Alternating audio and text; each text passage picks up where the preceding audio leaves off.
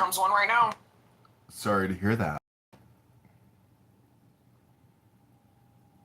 Well, at least it's not Edmund. That guy's crazy.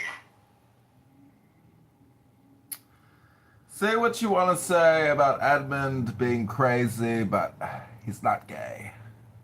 He's not even obsessed with the back door. Well, he certainly didn't support Karen Bass. He supported Spencer Pratt. Well, he got you on that, Adams. Sorry, can't defend you there. MG. Can I get a green bean for a second? This is not my space. Serendipity. Just give me a green bean for a moment, please. She'll kill me. I can't do that. Florida, don't you know that I'm also here anonymously? You can kick the gay person out, but you can't get the gay out of yourself. Isn't that right, Florida? Yeah, have you noticed that there's a dearth of quality people in this world lately? I've been noticing there's like everything from customer service to like just people serving you at restaurants, unless you go to like the really, really high-end stuff. But it's like, what the hell's going on in this country? Have you noticed that, MJ, or am I just delusional? No, I've noticed that. Like, I used to be able to go into a store and say, excuse me, can you, oh, yeah, sure, come over here, sir, let me show you. Now when I go in, it's like, it's over there. And they're looking at their phone. You're like, all right, well, could you help me? All right, yeah, come over. You're like, oh, I'm really sorry to bother you. Was there something else you were doing that was like, no, it's okay. I'll be there in a second. Thank you. Sorry to hear that, King Nav. Jesus, where are you going shopping these days? Days and they turn around when you're purchasing and ask you to give a tip. Who tips someone at a retail place? Come on.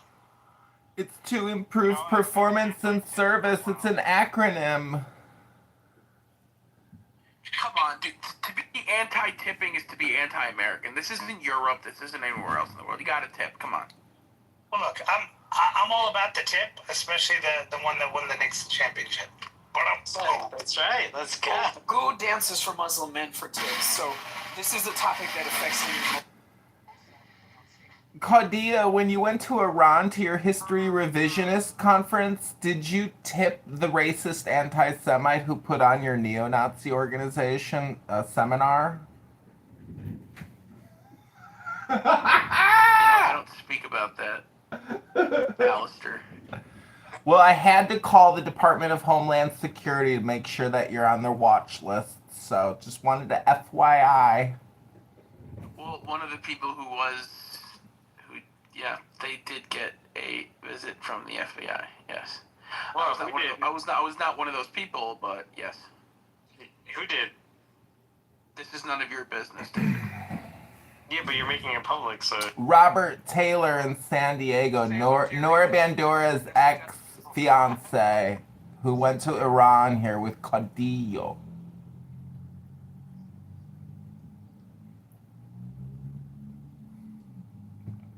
Airing out my dirty laundry. How dare you, Alistair?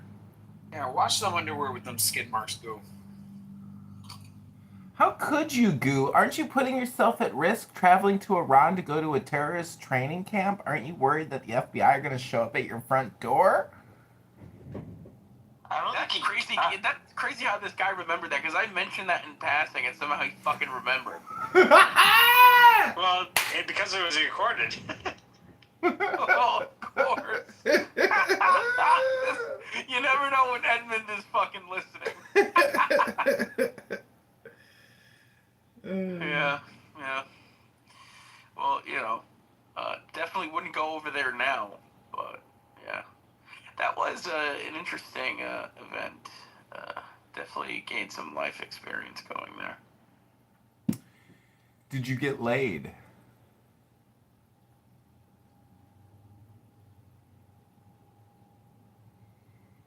Sorry to hear that.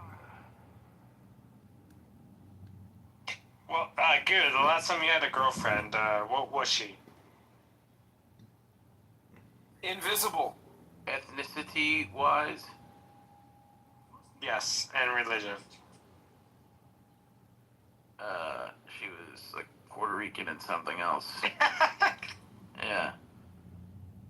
I'm assuming she was Catholic. I mean, yeah. You didn't even bother? I mean, yeah. I mean, that's sort of like the default, right? I mean, I don't know. Yeah, I don't really speak about. Did you guys read Howard Irving to each other at bedtime? I'm surprised he actually lasted. I mean, he's lasted this long in this room. Okay, then to keep him though, this guy is a clubhouse legend. Do not kick him. I don't think he's a legend. I wouldn't say that. Allegedly. Allegedly. Like, I mean, look at all the archival audio he's got. This godforsaken app. I'll Somebody be has back. to do it. I'm gonna go to a space where he's not welcome, where the black people are. Sorry to hear that, Dr. Adams. Tell Karen Bass I said hello. Belgium scored. That's You no know, bueno. before I Bueno. leave, I just want to say, regardless of whether I'm a Republican or a Democrat, which I am, Yeah, but you voted for Karen Bass. You don't count. at the end of the day, I'm voting for somebody that is something that Kitover could never be. A candidate that has a chance of winning. A candidate that actually has a chance at winning. So at the end of the day, I can regardless of who I voted for in my election, he will never be anywhere in the realm or the spectrum of any of those successful people that actually have a chance at reaching. Projection says what, faggot nigga? Nigga faggot says projection says what?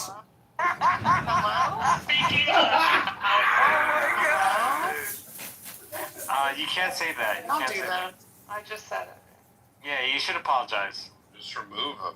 I mean, MG, listen, I have a thick skin. Okay? I Because can't. This is MG, let me just land on this. I have a thick I was skin. talking to John. Because at the end of the day, you know he can call me all the names that he wants, but guess what? I can't even call him second, third, or even fourth place because the motherfucker never even had a chance to be in the top 10. So at the end of the day, you could continue to call me all the names that you want, but guess what? No, none of us on stage could ever call you a winner.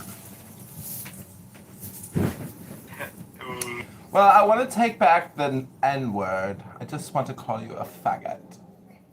You called him the N-word just now? Yes, I called him a faggot nigga. Nigga faggot. I don't know what to do with this. It's not my business. What's wrong with you?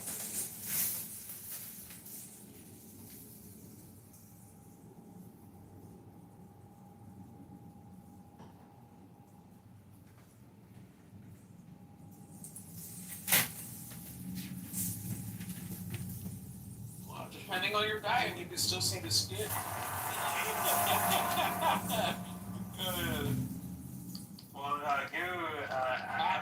I got this. Don't. I have a feeling he eats chimichangas. Wait, where's Edmund? Line me up, y'all. Green bean me. Yeah, give Augustus a mob, man. Let me get a green bean. Yeah, give you know, David Bobadilla. Yeah.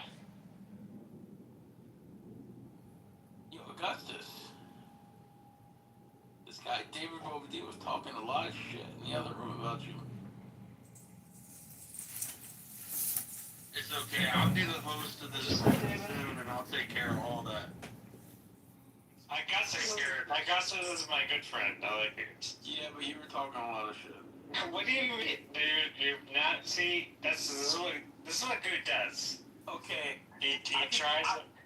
I'm being vague right now, but I can be very specific Oh shit. about what you were saying. So keep pushing my buttons, Dick.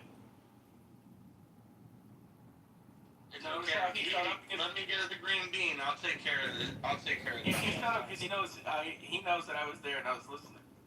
There's nothing to say. What are you talking about? You were talking shit to Rico and all of them, and you were like, "Oh, Augustus, blah blah." Somebody No, I said that. I said that was. That we were talking about the. Augustus and preservation and passing. Oh, so Rico was talking about my boy Augustus? See, No. Augustus, No. you should have been there. For the record. Okay, for the record. 1 second. No, hold on. Somebody had mentioned preservation and Augustus in passing, and David made like a snarky joke about something about Augustus not giving him a painting that he. That's not true. That is not Yes, true. yes, that's what you said. But David, why would you bring that up in front of people? Knowing that people would take something Okay, so like that. Goo is doing what Goo does. He's trying to be. No, but this is not. No, hold on, because this is not the first time that I've heard this. So, Goo, I'm glad that you brought that up. So what 'Cause happens This is is not. And I'm not trolling. This is not the first time that I've heard this. So again, as a matter of fact, if I remember correctly, the first time I heard about this was about 3.5 years ago. This is how long that this shit has been going on. Goo, am I wrong? You know, so at the end of the day, why when I was after 3 talking years, about after 3 years, hold on, after 3 years, why now are you bringing it up around a bunch of people? Nothing was just brought up. haters? I was talking about going to the race in Indy, But why would you bring up the? I didn't bring up That's weird. He was bringing up the. That's weird. But why would you even entertain that conversation? Number one, it's happened so long ago, and number two, I think that you're misrepresenting what actually happened. Try to stop. I think that you're misrepresenting what actually happened. I don't think Augusta's a promise you were painting. I think that you just drunk it.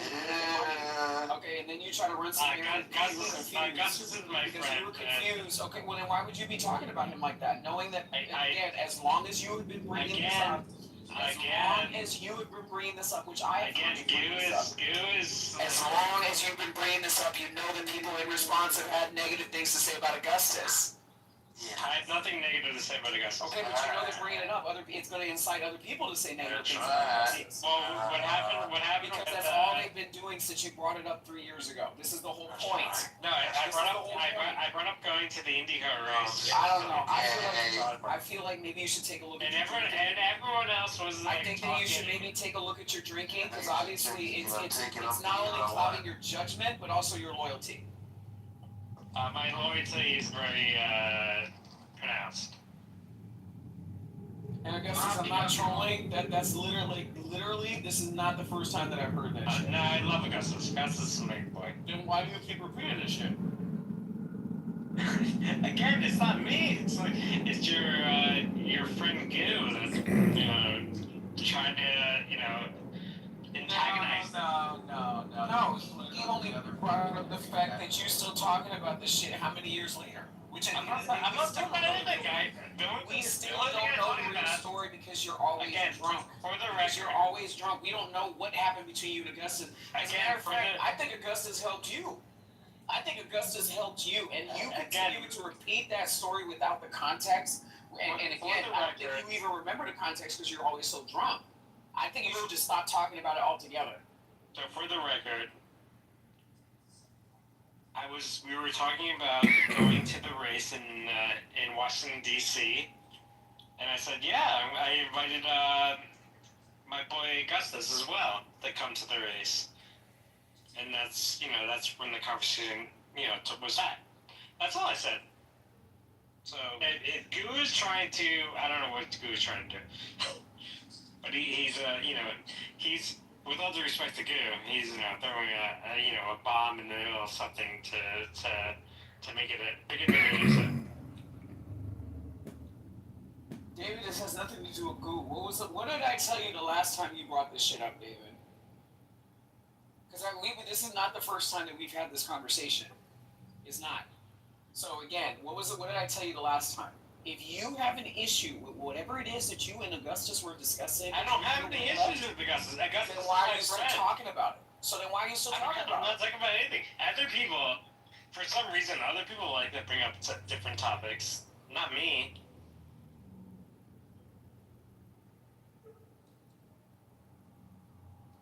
Amazing. Mind me up, y'all. Yo, Callie, mind me up. Let me get that green bean, you know what I mean? I would if I could. I don't have that authority. Serendipity texted me. She told me that. She said, mind me up. Really? Mom, you up? We mod him up. Let's go. That's right.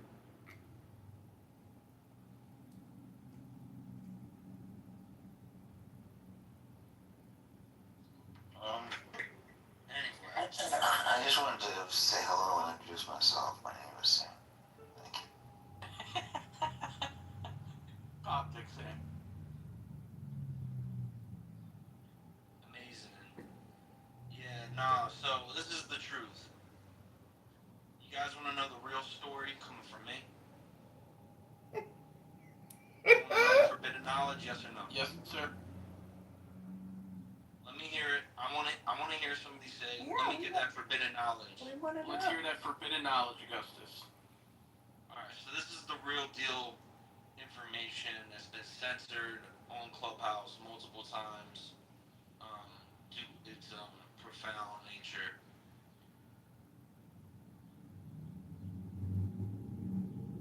David Bobadilla, he said to me, "Yo, Augustus, I want to commission you for painting." I got you don't have to explain anything. I said, David Bobadilla. That's not what he told us, Augustus. He told us that he asked you to paint him Nick, one of your French girls. No, Oh my God. He said, Augustus, I want you to have me wear This this is why and rumors only start. this. People like And you told him I don't swing that way, so you agreed to do something else. Because we know you, Augustus. I knew you wouldn't do that. See, they trick you into doing something weird. But go ahead. I'm just correcting our understanding what David had been. lies. Like obviously, you know, don't listen to Dr. Evans. Don't listen to Goose. Don't listen to all these guys are like. So what are you trying to do? You want Augustus to hate me? Is that what you guys want? I don't understand. We're all men.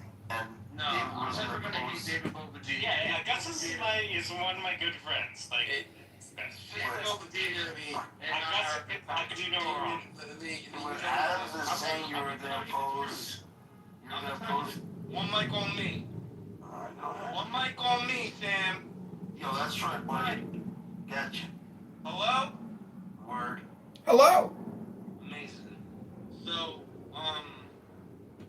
alright, this is the backstory to how we got to the let me get a painting, part of the story. The backstory was, I was broke. I found out that my friend David Bobadilla was rich. So I was like, yo, David Bobadilla, I'm broke. Let me get a couple $100. He's like, I got you, bro.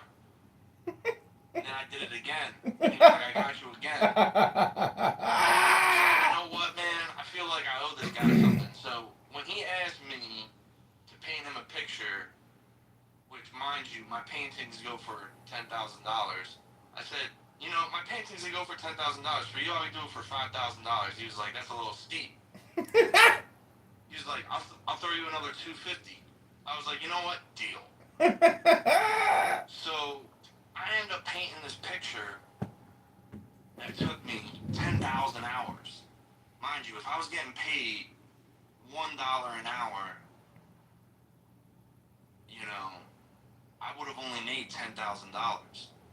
Let alone, you know, minimum wage, right? Minimum wage is what? Like $7, $8 an hour or something, maybe $25 an hour. So we're looking at like something like 10,000 times 25. What's that? $250,000. It's awesome. One mic on me. One mic on me. So we're talking about a $250 deal that's supposed to be worth $250,000.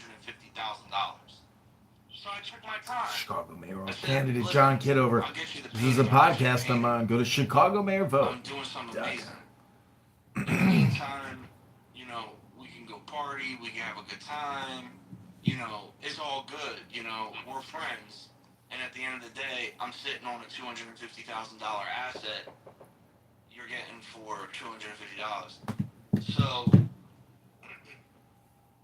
at that point, I finished the painting, Ooh. right? I invite David Bobadilla to my wedding. He comes to the wedding. The next day, I get a call. Hey, I need you to move to Washington, D.C. And this is coming from the government. I said, okay, no problem. I got you. I'm in the middle of moving, where I hire movers. One mic on me, Sam. One mic on me. This is the forbidden knowledge section of the show. And you need to respect that before I get a green bean and just kick you out the room. So, with that being said, I hire the movers and I handle the painting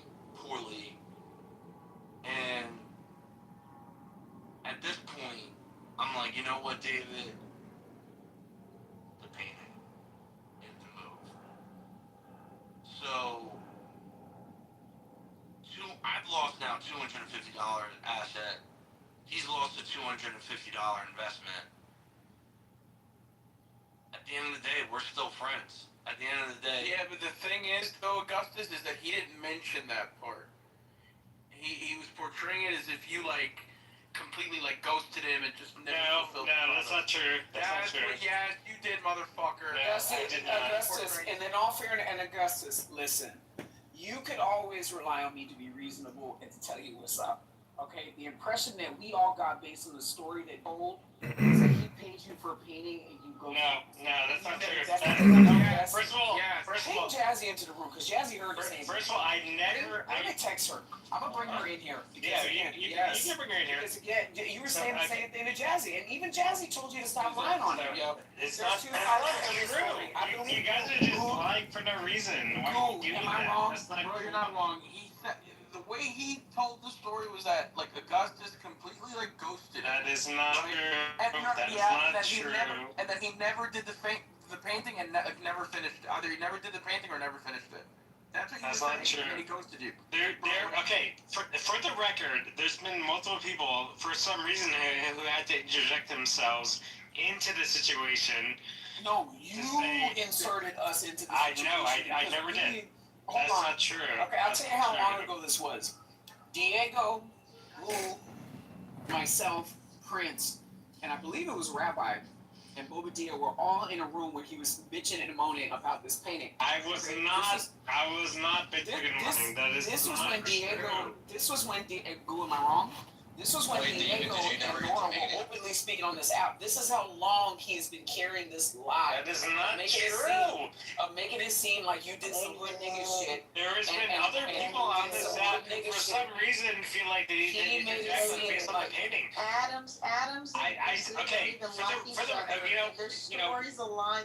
Them two don't even get along. MG, do you have Jazzy blocked? I'm getting ready to text her and tell her to come in here because again, I'm Some tired of of this is a lying. nicer part of canvas I mean, than the point is, David, I don't know why is everyone interjecting themselves into this situation? I mean, me and Augustus are fine. We're friends. I mean, Bro, you hoped everybody.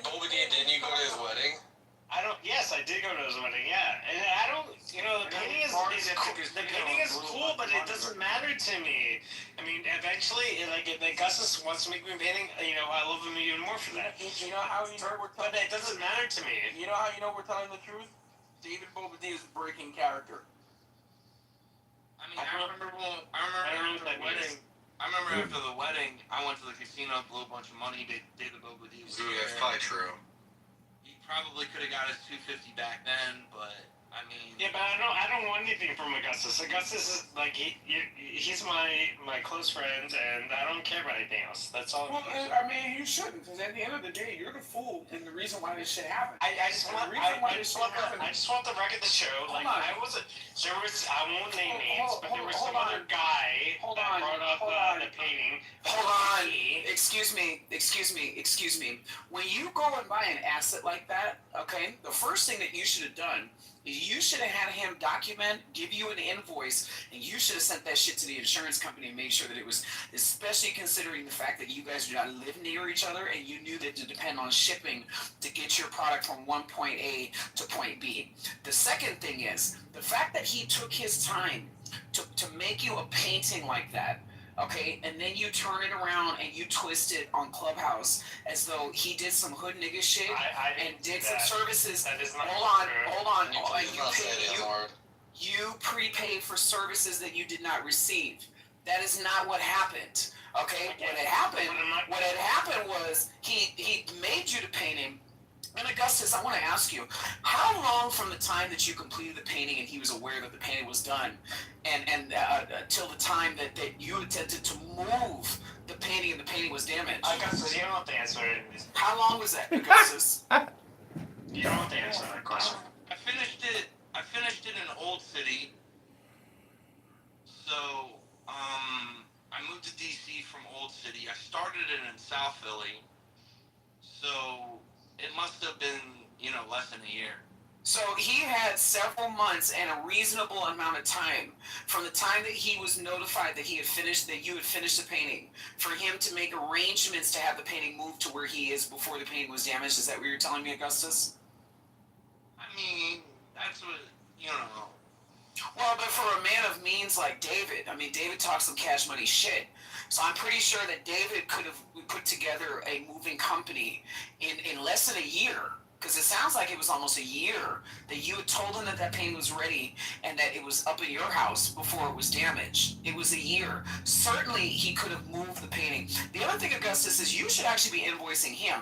Because a lot of people in your situation, when people's commissioned paintings are finished, a lot of those studios actually charge people storage space for a lot of their art that they do not come and pick up that they bought to avoid this specific thing. So at the end of the day, as a business person, I think that David actually owes you money. That's fascinating. I mean, honestly, you know, I consider David a dear friend. You're a creator, you're not a storage unit. So when you're done with your painting in the future, Augustus, as a business person, when you're done with your painting to avoid the perception of somebody bashing your character like this, make sure that they have an understanding. Never bash his character. Make sure that they have an understanding that unless I've always been on. unless it is due to extenuating circumstances, you should have a standard delivery timeline, and you should have a storage fee incentive behind that for people making their own arrangements to ship their own shit. I don't. Yeah, I just want to put a pin in this. Let me just say, David, right? Like you're a good friend of mine, bro, and like I'm happy to make something worth $200. You don't have to do anything for me, Augustus. You know, you're my friend. You know, it doesn't matter. You know, the painting was never a big deal. For some reason, people in clubs, I'm not going to names, kept bringing up the painting. Like that wasn't the issue for me. I don't really care about the painting, to be honest with you. Right. And I'm glad that we have some people here to hear you say that. But at the end of the day, you know, I'm a man, and as a man, I'm willing to say, like, listen, bro, I'm willing to let bygones be bygones. And I know what's going on is that there's certain people on the app that basically are looking for me to slip up because of what I've done. Yeah, you gotta ignore those people.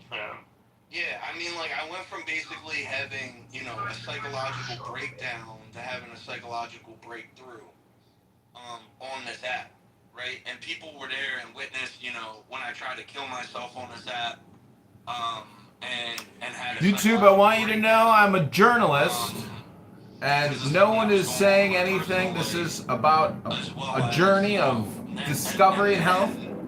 And then finding God, and getting my life in order and doing something with my life, you know. So people are looking for, you know, an excuse to see me slip back into my old ways, but I'm not gonna let it get me down.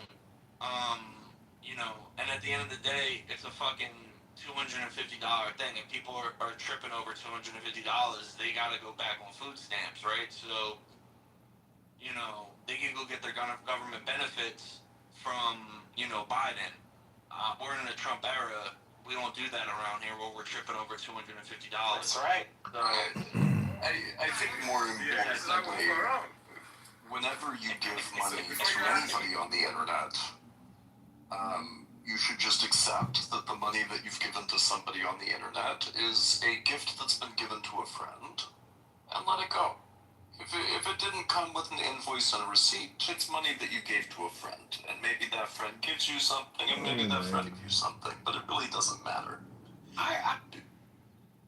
We did ball out a few times, David and I, in real life. Like we're friends in real life, you know. Yeah, we're definitely friends. Yeah, so like, again, like, I know Clubhouse wants to make a bigger deal of it. It's not a big deal. It's not a big deal. $250 is $250. I mean, I would give. Like, why would you? I know. $250. I don't think you would ever trip over. I would give Augustus $1,000 if he needed today. If Augustus texted me right now, said like, send me $1,000, I would send him $1,000. I know. I don't need a meeting for that. We're much more expensive. I'm good now. Like I've got a lot of money now. I'm about to buy a house. Like, I'm good right Yeah. So When you're we good. first met years ago, I was not in a good position where I was ready to buy a house. I was like barely able to get by.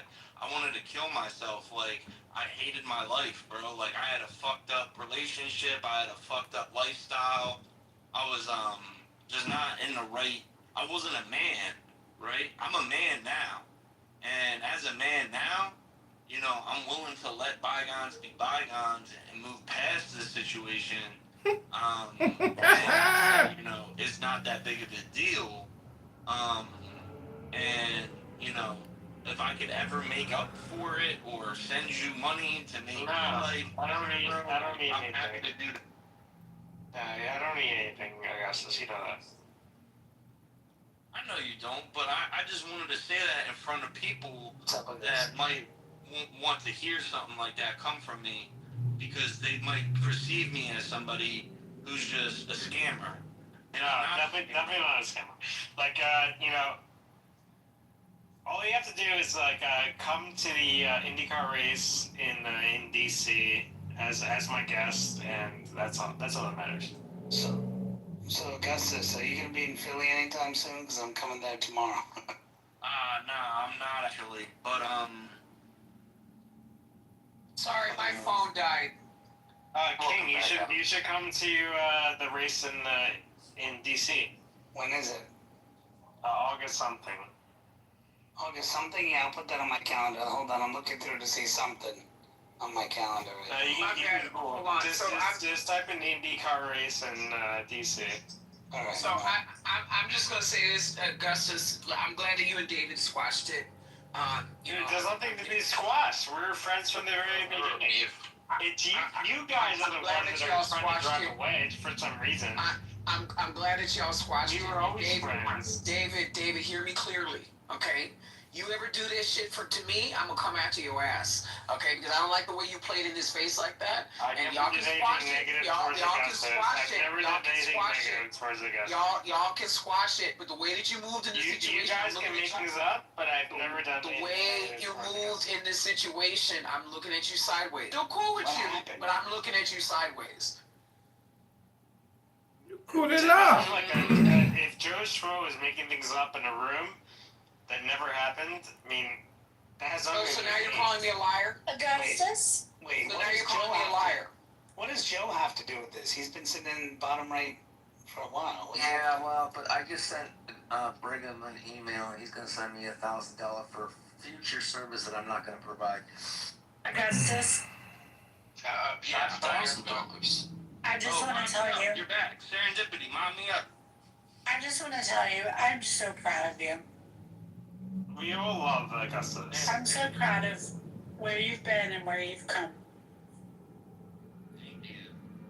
And Augustus, I heard from someone I know in DC who works for Mike Lee. I'm not gonna tell you here. I'll tell you later. But he was saying, but he was saying he knows you really well, and he was really proud of your support for Maha. So Nice. Great. Yeah, I'm like the only Augustus NC, so everybody's gotten to know me this year.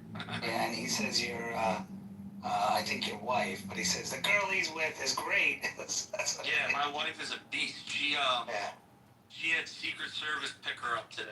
I spoke to her on the phone. You remember just after your wedding? Yeah, I do remember. Yeah. Sweet lady. Yeah, she got picked up by the motorcade today. That was pretty exciting. First time. Nice. So, King, when I was at the wedding, Augustus' wedding, and I met his family and her family.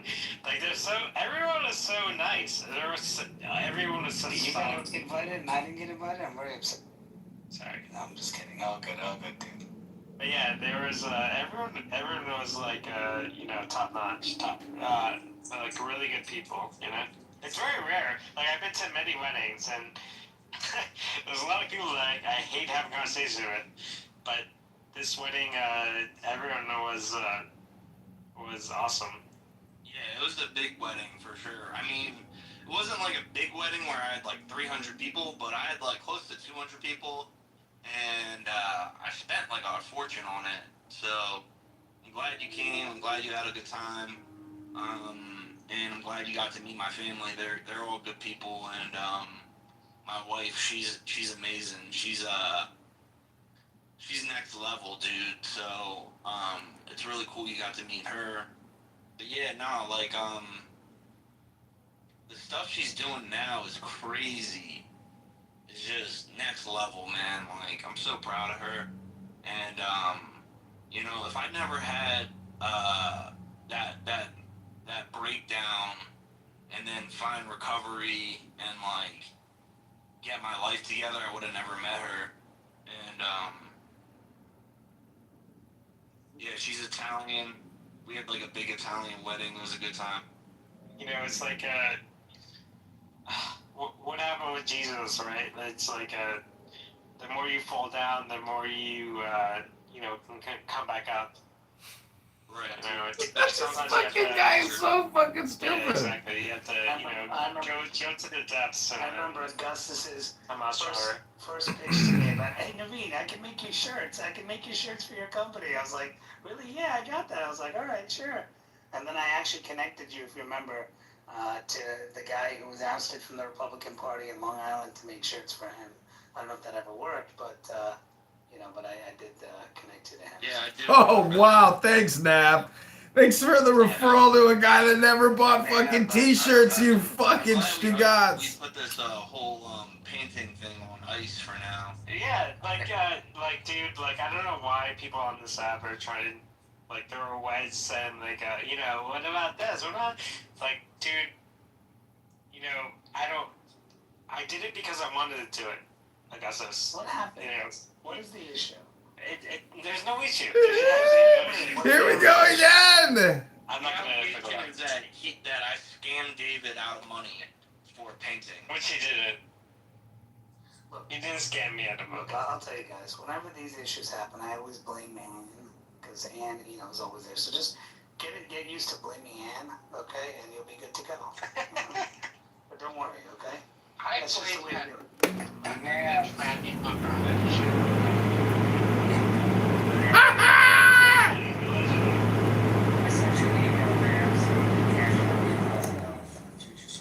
You hear that? They shared a hook and tranny. Augustus actually met my family. Like, we were at the Ritz-Carlton in Philadelphia, and he met my family. Sorry to hear that. Very pertinent to name the hotel. It's a very classy name. It was a sweet Oh, little ceremony. Medea.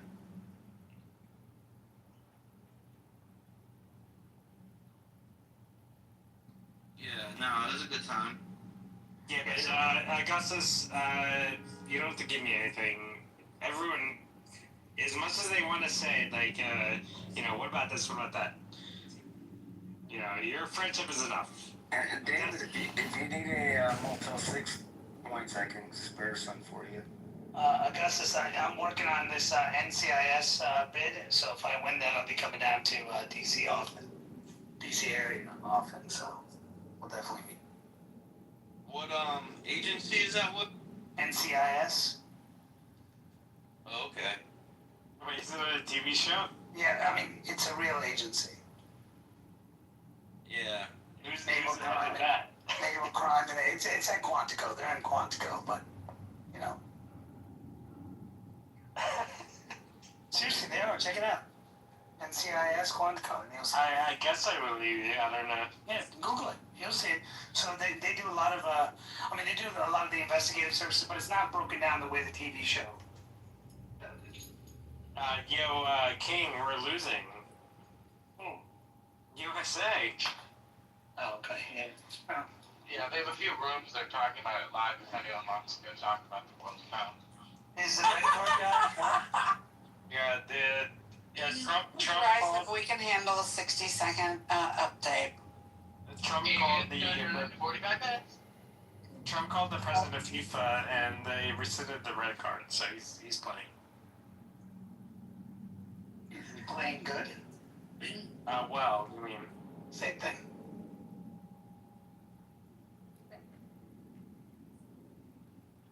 See, Jason? Just wait.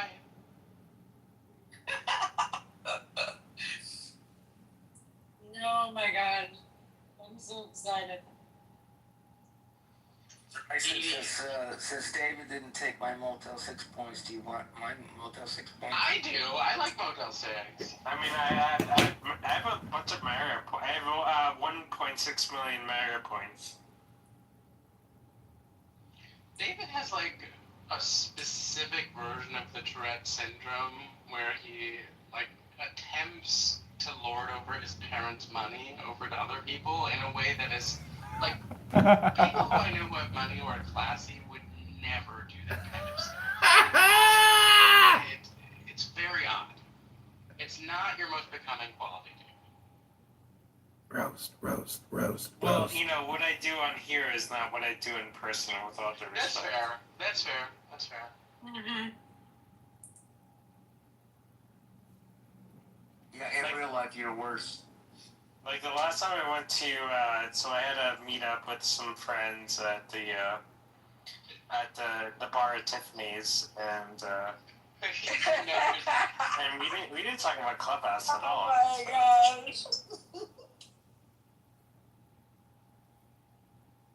And David, how come you didn't show up when we had the lunch? Rico, why the hell? For What's the count? the Polo Club. Well, the Polo Club is hard to get into. Took me a while to get that reservation. I'd eat by myself. About to answer for. I mean, I've been to the bar at the St. Regis, the King Cole bar. That's where I go for to get phones. Oh my! Did you have to join a gang to go in there? Which is right across the street from the Polo bar.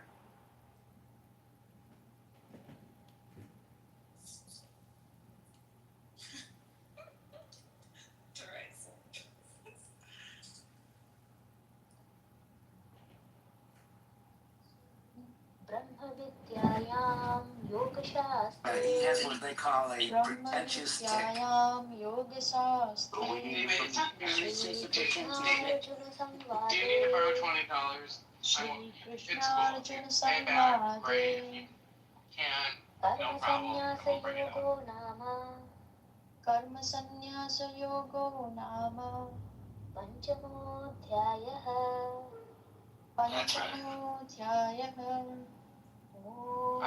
Serious note. श्रीकृष्णार्पणमस्तु श्रीकृष्णार्पणमस्तु Yes. हरिः ओम् Rosalia. जय श्रीकृष्ण हरिः ओम् जय श्री धन्यवाद everyone शुभोदया and welcome to daily guidance of the Tell me also later. Today we are reciting chapter number 5, 6 and 7 in lead and follow The format. best clubhouse So bell just story finished was chapter Doc number 5. just We sending still like have some 2 more random chapters for person today. $100 So just before because he moving on to chapter wasted. number 6, requesting all the devotees in the listeners panel that if you are in good space, Yeah. raise your hand and join this Japyatnya.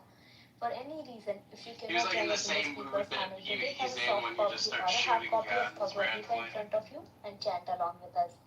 We have also put the Bless link under him. the room's title for your reference. Speaking of So let's which, move has on to anyone chapter seen number him? 6 now.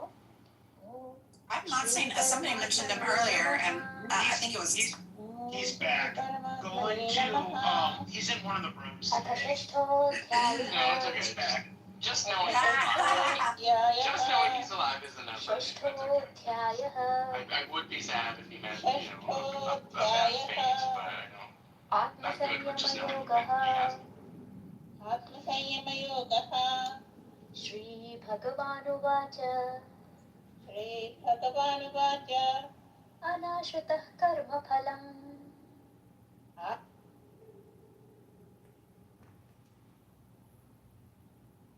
Hello? Edie?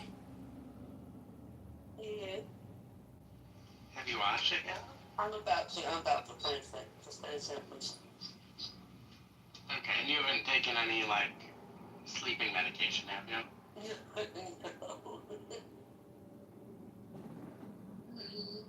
I will finish it tonight.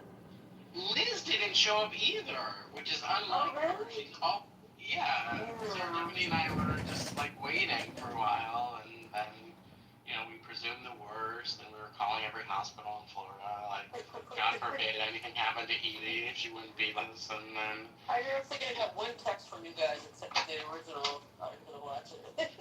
Yeah. And then Liz didn't. We both pinged Liz. We still haven't seen her. I don't know what happened. I guess whenever you do watch it and we talk about it, we'll see if she's around. Yeah.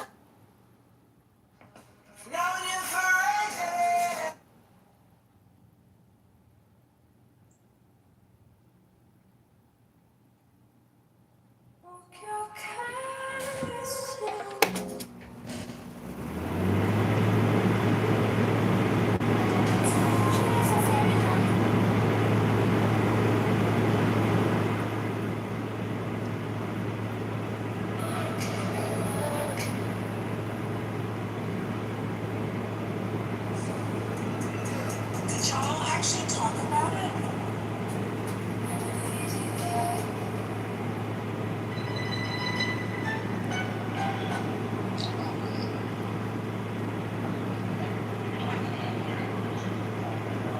Okay.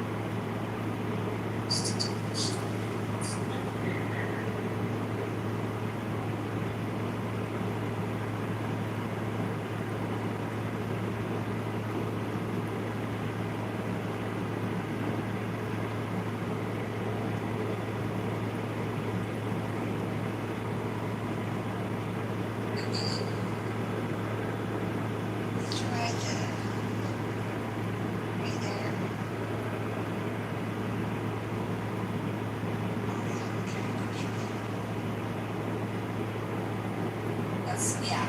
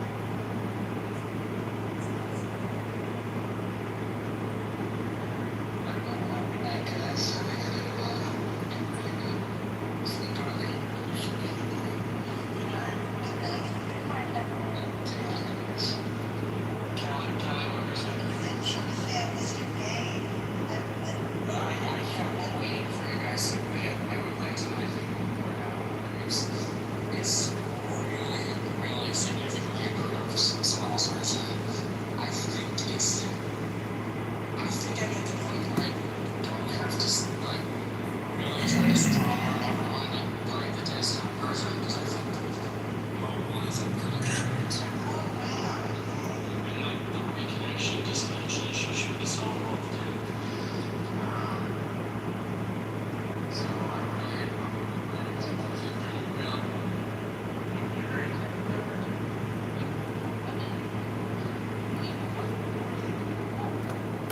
Opening up a lot of job opportunities and solving some problems.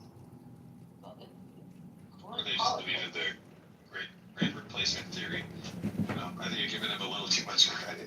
I think it's better explained by great replacement theory. No, I'm serious. Like you should look at how orchestrated these people are. There's no organicness to the growth that woman has in her accounts and in her, like, she just appeared, and she appeared with this content and she went from like having no money to having lots of money and having lots of support and having lots of followers.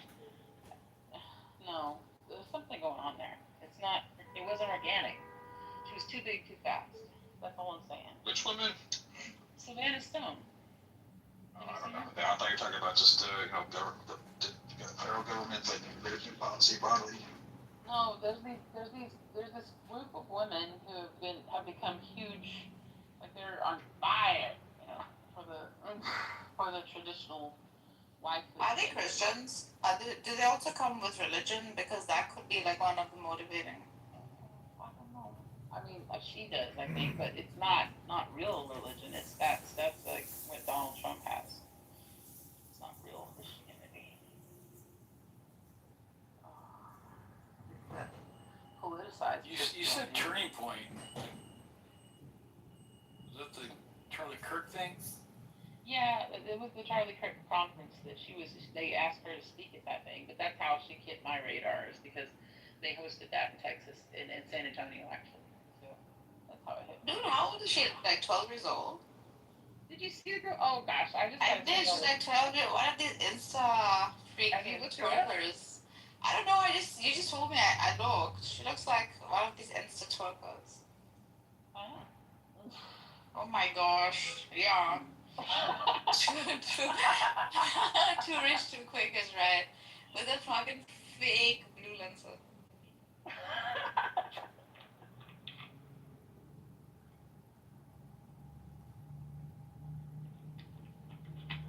And lots of Korean glaze of makeup, like bougie.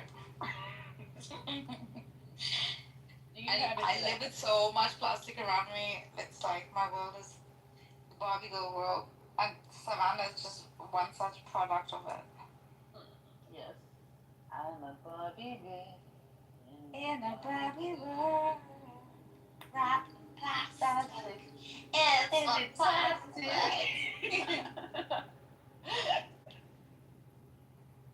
Fuck, who is this chick, bro?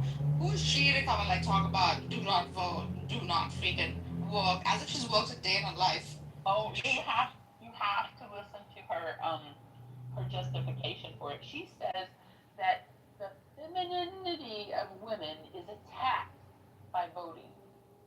And she says that men are the natural leaders, and that, we're the feminine energy has this, I don't know, it's all this weird, like, ultra other. This crap is not something that's Christian. It's totally not Christian. It's like some kind of bastardized Middle Eastern. Well, it kind of is Christian, because it is the man. That's what Abby was saying today. The man's the head of the household, the head of the snake, and the woman's the body. So yeah, it is Christian based. I don't know. I don't believe it. It's kind of dumb, though. I mean, I don't know how many men I've met, like, they don't have, like, an ounce of, like, leadership quality in them at all. They're just, like, fucking morons. And it seems to me that there's more of them than there are on the women's side. Also, Emma, I was curious, were you in Andrew's room, was it yesterday? And we were, like, talking with Layla about what love is, and was that also, and I have a question about that, is that also Andrew's position, or does he have, like, a...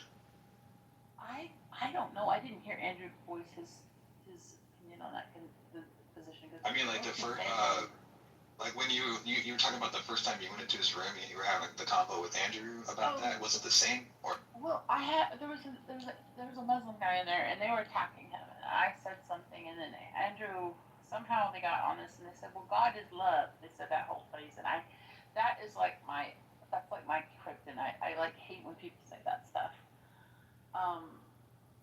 And I was just like, no, I don't agree with that at all. And then, Andrew proceeded to pepper me with like a bunch of scriptures, and I was like, but Andrew, that's talking about like a sacrificial kind of love. I was trying to explain to him, it's not like the human love. Like people conflate these ideas, but they're not realizing that the text was written about specific things. It's like it's the same way I feel when people like try to apply the theory of relativity to to psychology. Like it's a physics.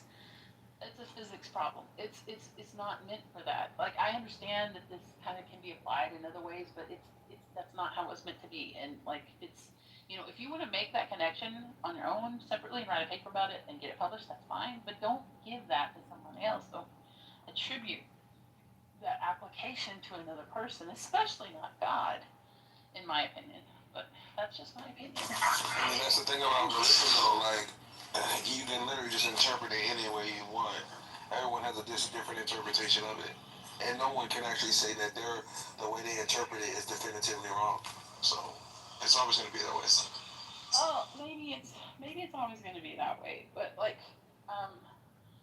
I just feel like that sometimes we're definitely like changing what things are meaning, but maybe that's the nature of why God did it the way He did it, so that could be done. Maybe it's kind of like a constitution, so that as time goes on, it is useful. I don't know. I haven't gotten there to ask Him yet. It's one of the things on the list of things. So they get more worshipers. What? And so they can get more worshipers. Like if I kind of make it open ended, then I can get more worshipers, get more followers. A lot of things. If you look at other religions, especially the ones preceding Christianity, even the polytheistic ones, they're kind of cut and dry on what is acceptable, what is not acceptable. You know what I'm saying? Like it's pretty very just straightforward.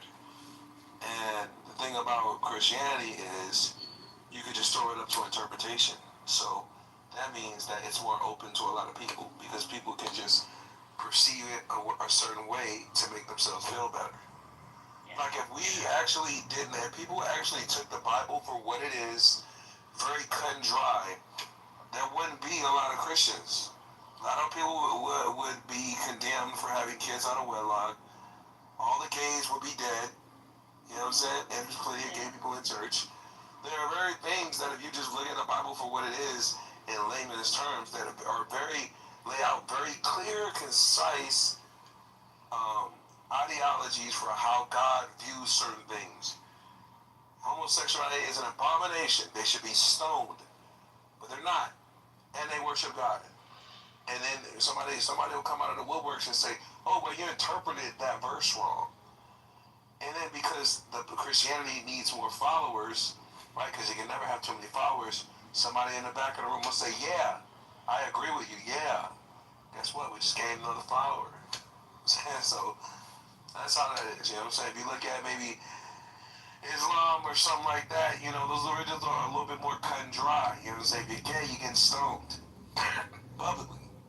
You know what I'm saying? So because those religions are a little bit more cut and dry, that's probably why they're looked at a little bit more harshly, and they don't have as many followers as Christianity. You know what I'm saying? So I think it's all about marketability, to be honest with you. Religion is just marketability.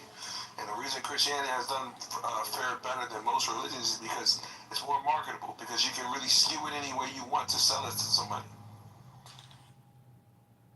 Yeah.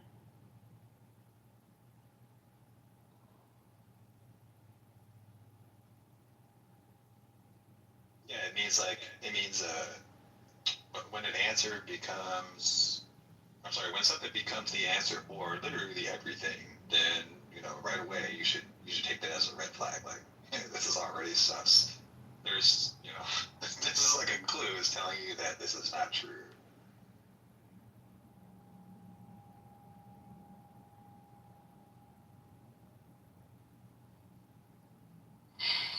So what's the topic about? Racism in USA and patriotism? What's up?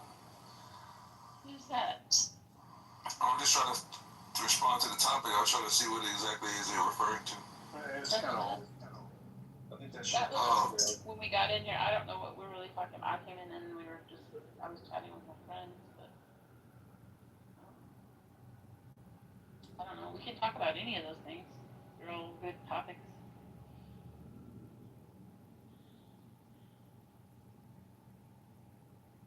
Do you think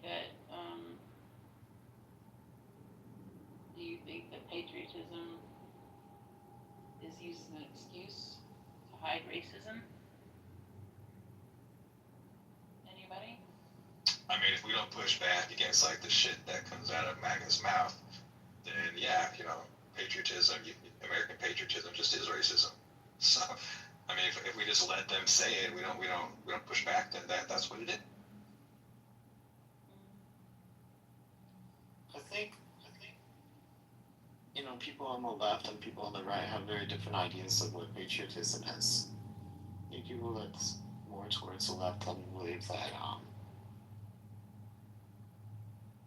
correcting oneself or trying to make their country fairer to a larger group of people is somewhat patriotic. Yeah. Right? Like there's one young lady on here, she's Jewish, and she's very upset with what the IDF does and a variety of other things that some things that that are going on in Israel that she's very much against, and then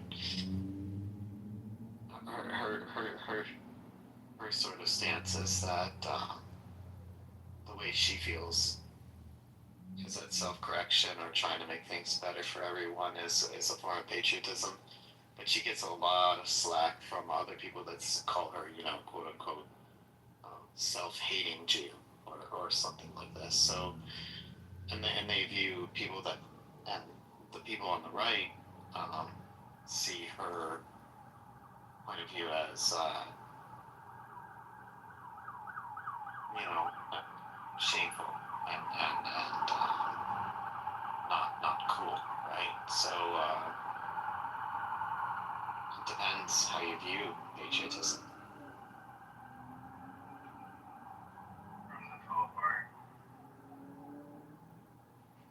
I think patriotism just means that you love your country, and maybe but where it gets weird is depends on what you think your country is. If you think your country is racism, then patriotism means racism. I think where Matt is right is Matthew's right is where he's saying the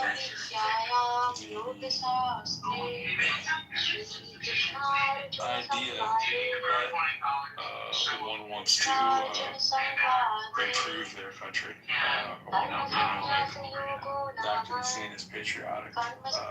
But the bigger point to which you're right is that's interpreted differently on the right and the left. The right has a knee-jerk reaction that we know is sort of the red meat patriotism, like any kind of I want to improve my country with criticism. Is that well, live your damn country, man, if you don't like it, go back to wherever you're from. That kind of white redneck racism. They think that everything should go back to the way it was. They feel like there's a perfect state where it was far way back. Wanting to improve your country is a very patriotic act, and I'm very left on that side, so that's very much what we would do as a patriot, where you would call out injustices and you would say, because I care about the country I live in, I want this to improve. Not because I think the country sucks. Make no mistake, there are large parts of our country that do suck, but that doesn't mean you hate the country, and then you're not a patriot, because you're not a patriotism from the right is largely I want to move my flag and everyone to go back to their country with this very thin veil of racism that gets thrown in.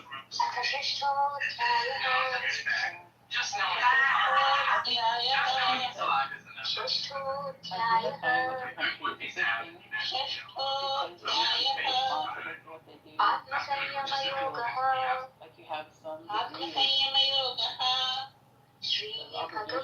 to make it better, like you're saying.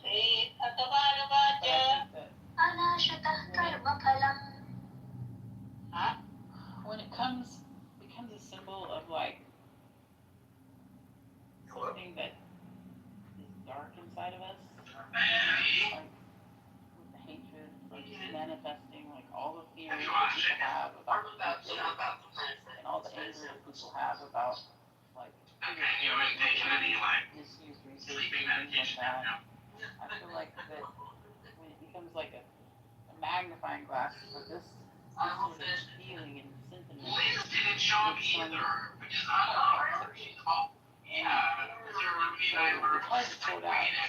saw that on the 4th of July myself. I was down about some of the ways that I watched this video about some stuff that was going on right before it, and you know, I ran into people that were doing really negative, when they would shoot up a car and stuff like that. And I just, whenever you do watch it, we talk about it.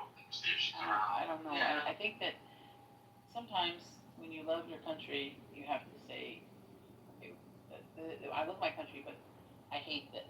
You know, I hate what's happening right now with like the obvious corruption that we have with the president and the trades that were made around his policy announcements. I don't know if you guys saw that. Did y'all hear about that stuff? How many trades he made and how much money was made? Yeah. Yeah. It's hard to keep track. Just so frequent. Yeah, and so many other things going on. I mean, about a month ago, they seemed to be like every other day. It was 2 months ago.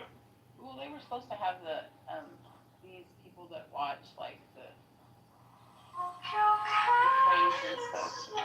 They're trying to change that. They're trying to change some SEC regulations right now. It's just like.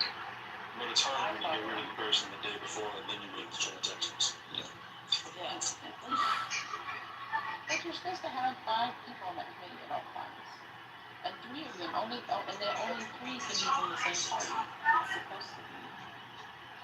That's a requirement. That's what it means here.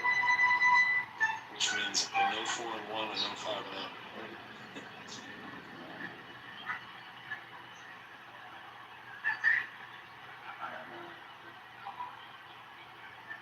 Yes.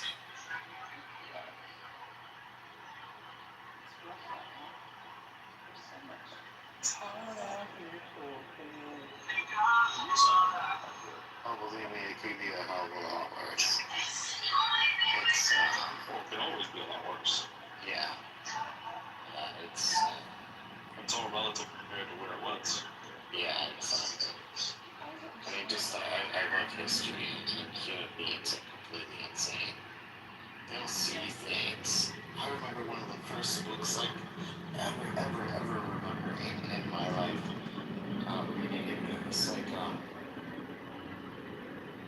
man, my dad was absolutely obsessed with the wars and the bad things that human beings do to each other, right? So he had shelves and shelves of books of, like, World War II. He was kind of obsessed with the Nazis, and, not saying he was nothing like that. He was just like, look at these great, look at what human beings can do. Yeah, like how did that happen, right? Yeah, no, exactly. And, it's, humans are dumb and boobs. I think that wedding picture of Andrew is, Why would you say breaking my heart, Andrew's nervous. And nervous, but I think it was well done. I just wanted to see if Andrew is scared of how it looks like he is. He has no react to it in any way or negative. Is that your daughter going, wait, and that? Yeah. I've heard him say enough things, but I would say he's not. No, he's not. I don't think he's married yet, though. I always kind of assumed he was, but... He had sex once and he regretted it. Come on, that can still be married. I mean, that's part of the course of married. He doesn't say he's married. That sounds very married. Much less that sounded very natural. It sounds like you're in the script. It's low single-digit number count or something like that. I don't think he's ever been married. I think he regretted it because it was sex out of wedlock. That's sin. He's gonna burn in hell forever. Can I get an amen, folks, ladies and gentlemen? You need guidance in your life. You need to follow Jesus. Come on. What did you say, Michelle? I said hallelujah. Well, solid came across recently. I think it's just so brilliant, man. No. That song is so good. Do you know the hook by Blues Traveler? Oh yeah, that's a great song, dude. So, yeah, it's really interesting because the hook, the lyrics of the hook, it says basically, hey, listener, you have to look at these lyrics, maybe I'll find down there. It says, hey, listener, look, I'm gonna fuck with your head. This song doesn't mean anything at all. Because the hook brings you back. Yeah, And you no lie, the hook brings you back. Yeah, and he says, I'm not saying anything at all in the song, but how I say it makes you feel emotional. And then you're gonna wait for the hook, and the hook's gonna make you feel this way. And look, here comes the hook, and it draws attention to itself. And it says, look. Oh yeah. He's a great. That singer is amazing. It's so PC, it's killing me. Yeah, and it's like, so you're grabbed emotionally by the song, and he's like, look, I'm just fucking with your head here. And I'm using, these chord progressions to make you feel this way. And it's like almost like a magician that's showing you the magic trick, and he's like, look, no matter how many times I show this to you and I explain it to you, you're still gonna be surprised, right? And he shows it to you. I was thinking, like, Jesus and no sex before marriage. No, and then so, like, how we have this, everybody says, oh, the TV's, like, brainwashing us, brain gut, and we know it's, like, it's all, what is it? It's all propaganda, right? But at the same time, it's propaganda, but it's still, not everybody, but it's still got their brains, even though we know it's shit. I don't know, I'll drop it down to the bottom. It's an amazing song, yeah. Then you get drunk and you know it's bad for you. It's like, people do it with us. Alcohol, all the time. Yeah. Yeah, it's fascinating.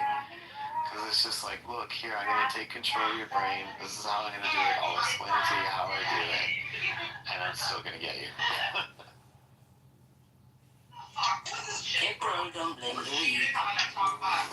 I was just going to say, man, that's what makes me better than all y'all. I haven't done any mischievous bullcrap. Oh, it's more the virtue signal. It's my general judgment of you all. It's a whole step beyond virtue signal. I am virtuous. That's not a virtual signal. I just tell you. Y'all have no respect, and I do at all times. It's okay. You're not designed to be this guy. Okay. You created. Is that Morpheus? One created to be this. I definitely do virtue signal. I virtue signal. In the military, I often look at and I think it's just like being on Clubhouse. I mean, like, if that's the only thing from I never let Clubhouse affect my personal life. But when I hear people talking Clubhouse, I often and it's just from I've been in military for 15 years, so I look at sometimes Americans they're so pathetic. I just be irritated, because I say certain things, and I'll be like, yo, you can only say that because you live in America. Or you only think that because you live in America. And then, people will be so mighty, and I'm like, you're such a fucking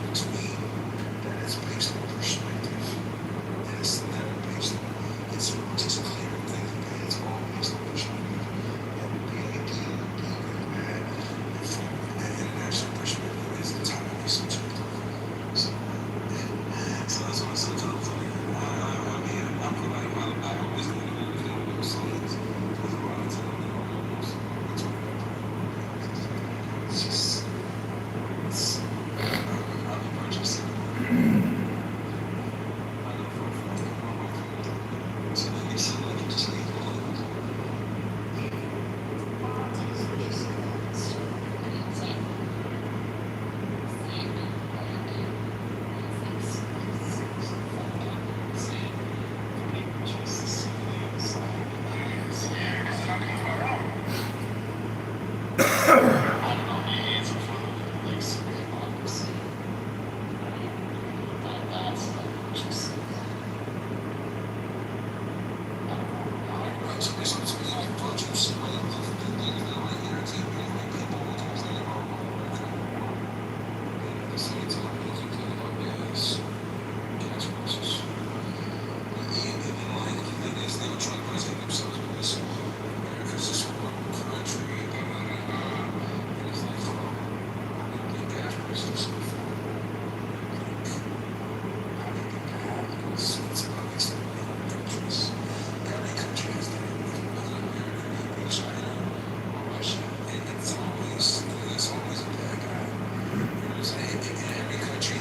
You heard a bad guy.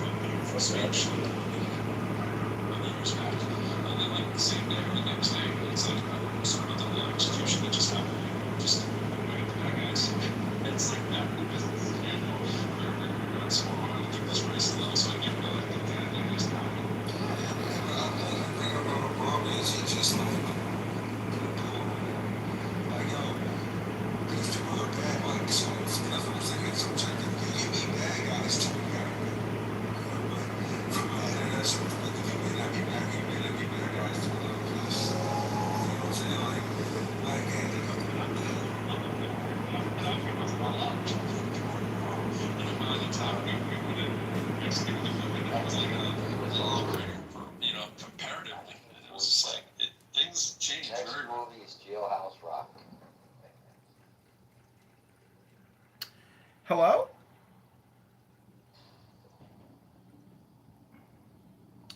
I'm producing a new movie called Hello.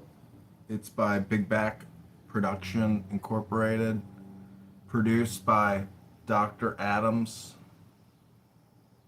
It's a tale about a girl with a big back who kept saying hello.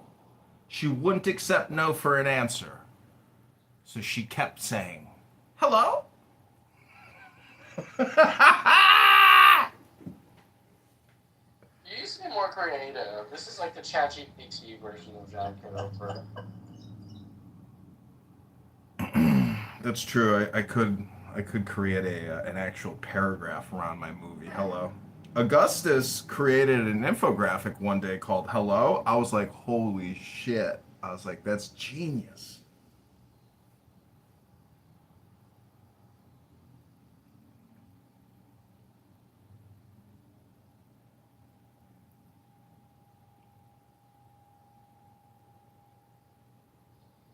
Trump's going to Turkey to try to stop Ukraine-Russia war, saying Putin's on the ropes. Susan. And Luzinski wants peace.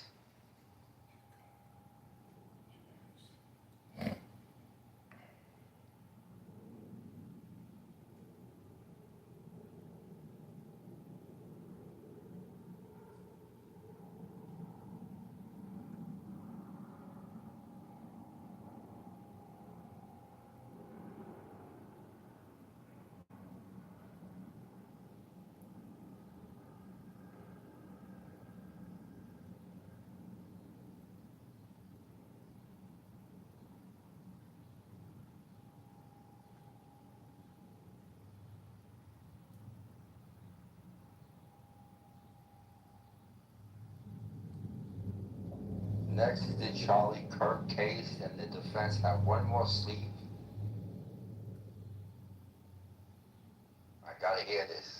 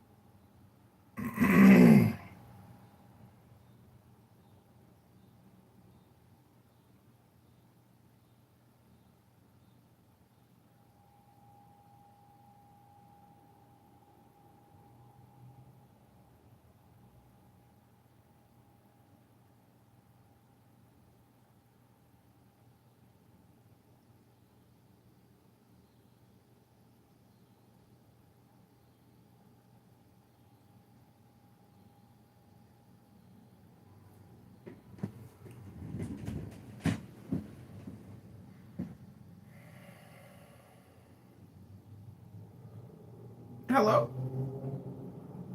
Monica's here.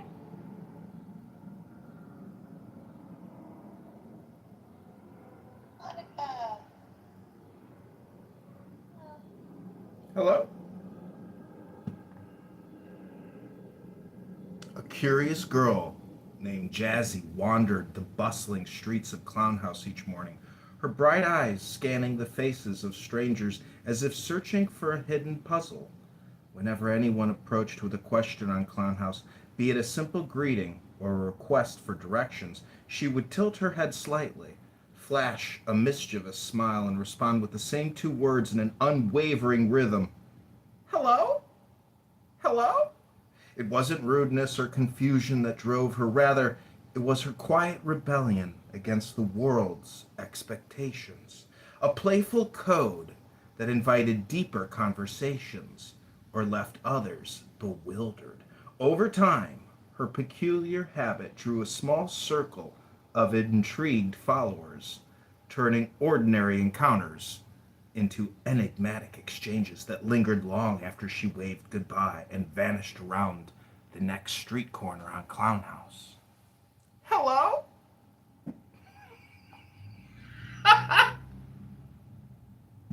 Actually, it would be cool to like make a custom GPT and have it only train on John Kitover's YouTube videos.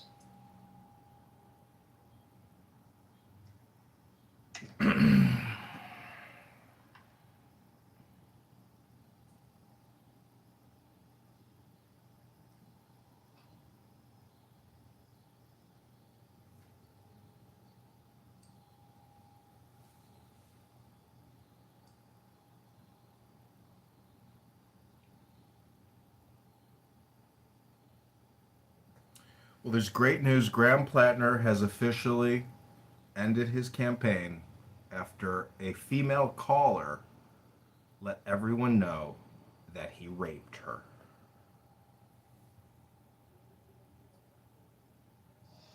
Did he? Because the top headline on the New York Times says, calls mount for Plattner to end campaign. Yeah, like major Democrats are denouncing and pulling their endorsements and saying he should not be in the party. So Susan Collins is going to be the winner. Susan takes it again. She's got 10 lives.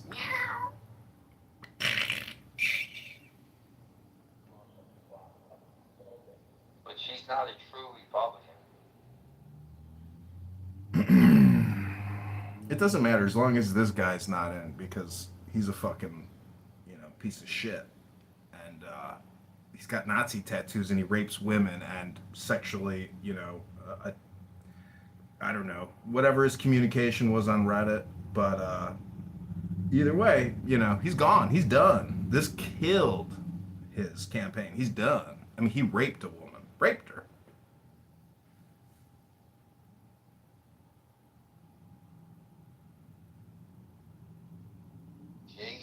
kids don't care.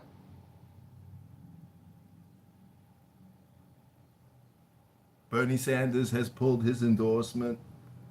We were going to transform this country until I decided to endorse a rapist like Graham Plattner, a known neo-Nazi. Oh, Bernie Sanders can't even shave his face anymore without cutting it.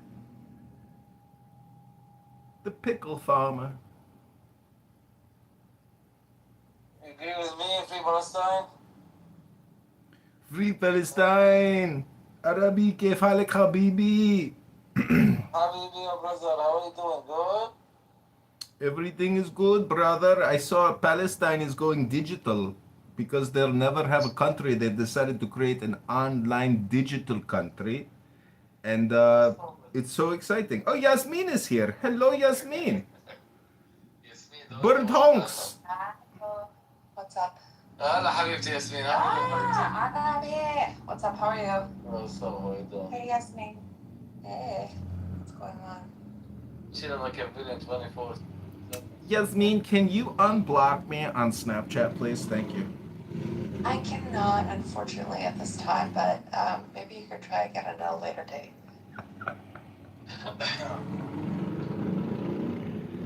No more Snapchat for you, my friend. Yeah, I gotta start limiting Clubhouse people, because every time I open an app on my phone, it's like I see the same people over and over again. Same people, same face, huh? Over and over and over again. These people.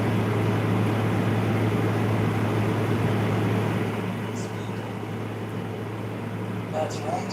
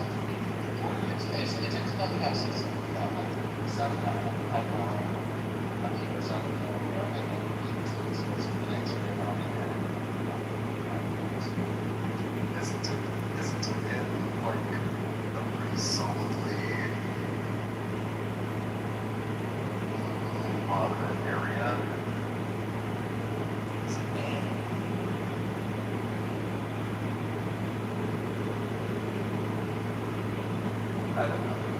If they wanna like Nazi rapist, I think that it's time for the Democrats to be allowed to elect Nazi rapists because we allow it in Florida all the time.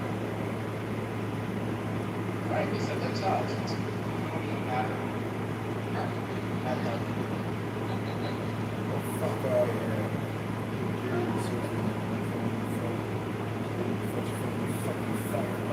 I just appreciate that Nazis go on out of my heart, you know. Everybody it's America. Nobody has a monopoly on being a rapist. Nobody has a monopoly on being a Nazi. All the Nazis are rapists.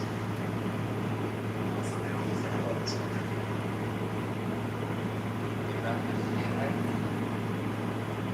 You know, I don't like the way that I have love shaved, but if other people want to do that, more power to them.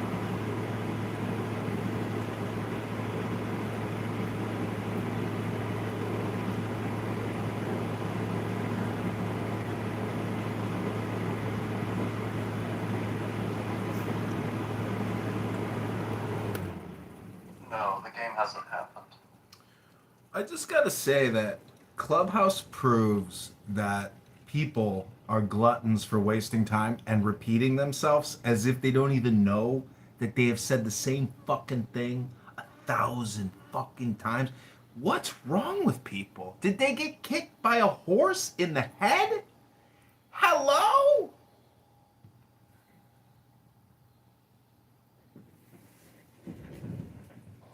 I multitask, but I see what you're saying. There's a lot of repetition. Not in here. There's a lot of repetition. Well, the God debate rooms are so repetitious and crazy that clearly the people who repeat themselves in those rooms never got the message about the good news. And so the problem really is books. I read if I read a try to read a book every morning, and even if I don't have the comprehension or gain the knowledge, just reading out loud is like going to the gym. You're running a script through your brain, but when you come on Clown House and you just repeat the same old stupid opinions over and over and over and over, there's something wrong with you. You got nothing to do. You read it out loud when you're by yourself? Yeah, I read and I put it on YouTube, and so I'm killing two birds with one stone. You sound kind of like a talk show host in Grand Theft Auto. Like when you're driving the car, listen to the different radio stations, and you get to the talk show stations. 100%.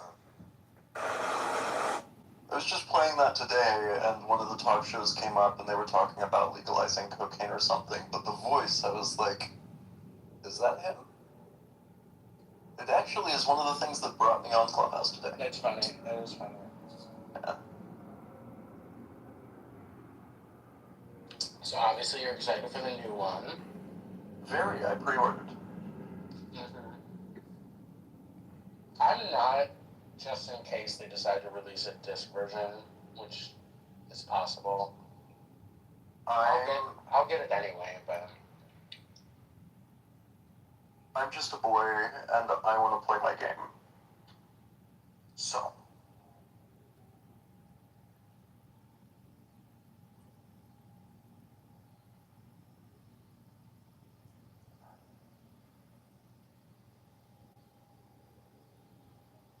Hello, Beth. Hello, Rico. Shalom, Goyim.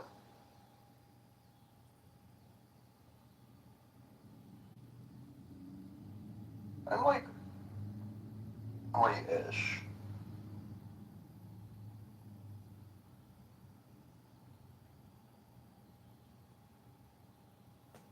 I mean, I was in a room. Jewish, and the average American who claims to be Native American is Native American. Well, you know, there's a lot of Jews that don't read books, but yet they claim they're Jewish. There's a lot of Jews that say they're atheists, but they're still Jews and they don't believe in God. It's like, oh, really? Well, you've negated your Judaism by saying there is no God. Your whole existence is dependent upon this one God concept. But you want to play your little game and say, I'm an elite intellectual. There's no such thing as an invisible sky god. But there's also these things called books that you don't read and you don't understand the analogies, the metaphors. And it's not all literal, it's psychological. I do read books. I like to read books, but I also enjoy being the genre of atheist who's not a Reddit atheist. Just so you all know, I'm Jewish. People from Clubhouse University told me that. I'm white and I'm Jewish. So I'm just rolling with it. I told them that at the Methodist Church, I don't think I can come here anymore because apparently I'm a Jew. You know, I don't know if they make Jews with your accent, Beth. Maybe they do. Yeah, I'm a little, maybe, who knows? I don't know. Somebody told me that on here, that I was Jewish and I was white. Ready for what? 3, 2.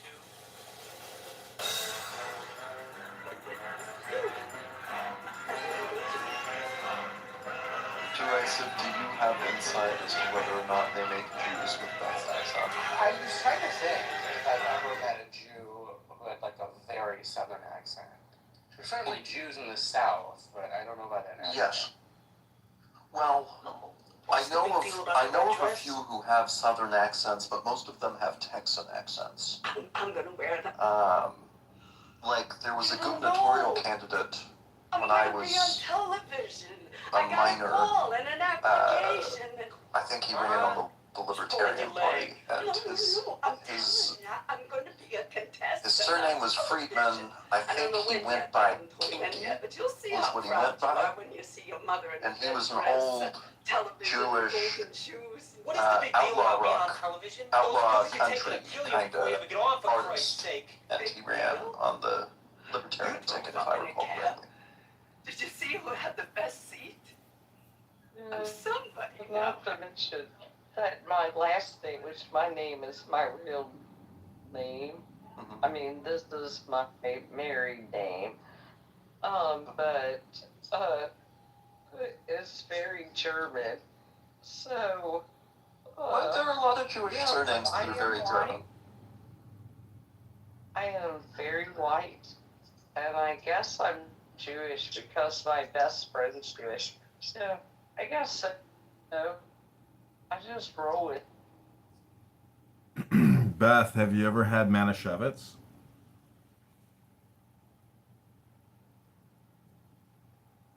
I guess not, because it. Have you had Well, so it doesn't sound like you know what Manischewitz is, even though you're supposedly extremely white and Jewish. Manischewitz is a non-alcoholic wine. You might want to try the non-alcoholic version. It could do wonders for you. Manischewitz, they also do square matzo and soups and other holiday foods. No. I mean, I'm interested. I'm in bed watching a movie, but my friend, she never has even given me any Jewish food, so I'm kind of lost in the world. Respectfully to the Jews, I don't think that you're missing out too much. It's a lot of work being an Orthodox Jew. You have any idea how much work you got to put for? It's like your whole life is just doing stuff. You can never not do nothing. You're right, if I'm wrong. Beth, I would like for you to try gefilte fish. Well, that's gross, but. I pronounce it Jewish food. It's very good. Go find a kosher restaurant near you, Beth. I'm sure the food's great. I heard fish, and I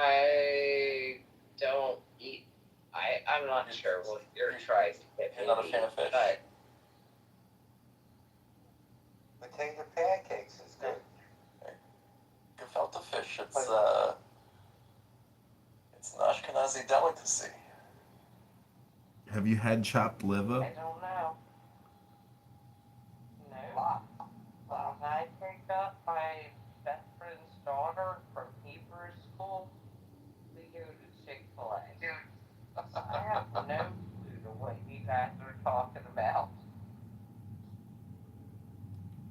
It's crazy how much if you just get the chicken salad at Chick-fil-A, the bag they give you with all the plastic, you're like, holy shit, I'm gonna destroy the world with a chicken salad.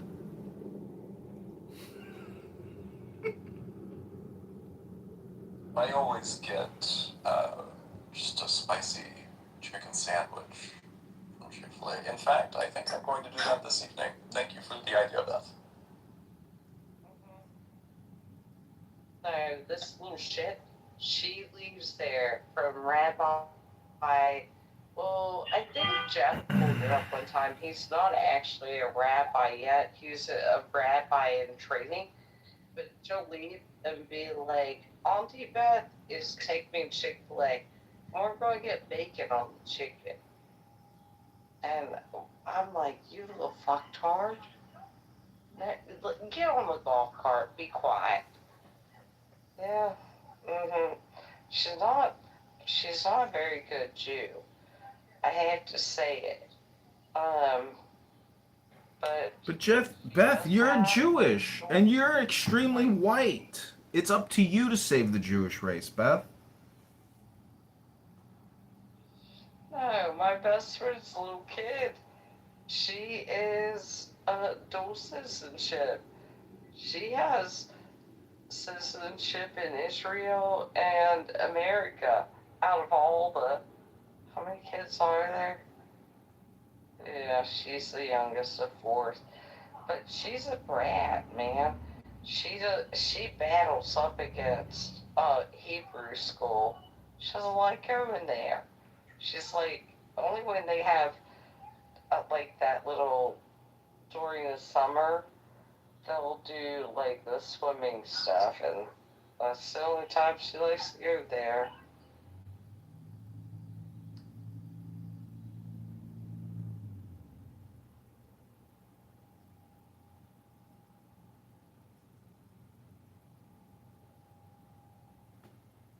Well, we've had a lot of rain in Chicago over the past couple days, and for 50 years, the city of Chicago has dug a giant reservoir underground tunnel system to prevent flooding. But guess what? The liberal progressive Democrats refuse to use it because they don't want the spill off into the river and all the pollution with the wastewater. So guess what? They flood your homes and destroy your house for the sake, to be environmentalists. Hello?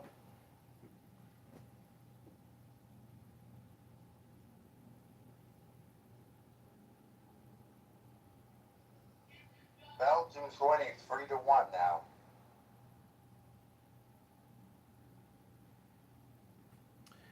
The guy that I ran against in Congress, he's like a huge FIFA soccer fan, and he's like a congressional delegate or something to FIFA. And I just keep commenting, no one gives a fuck about soccer. We care about our property taxes and our income taxes. Do you ever talk about those things? Or is everything just feel good propaganda? Hello?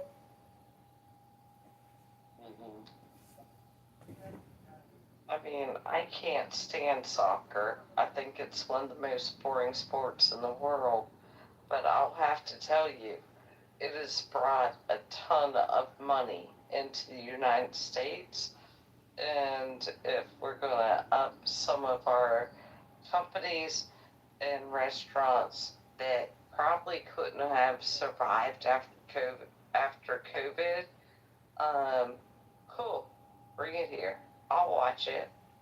Turn on every TV, your 19 TVs in your restaurant, and it draws in people, go for it. That's the way I feel about it. I don't even like to look at it, but it's making people money.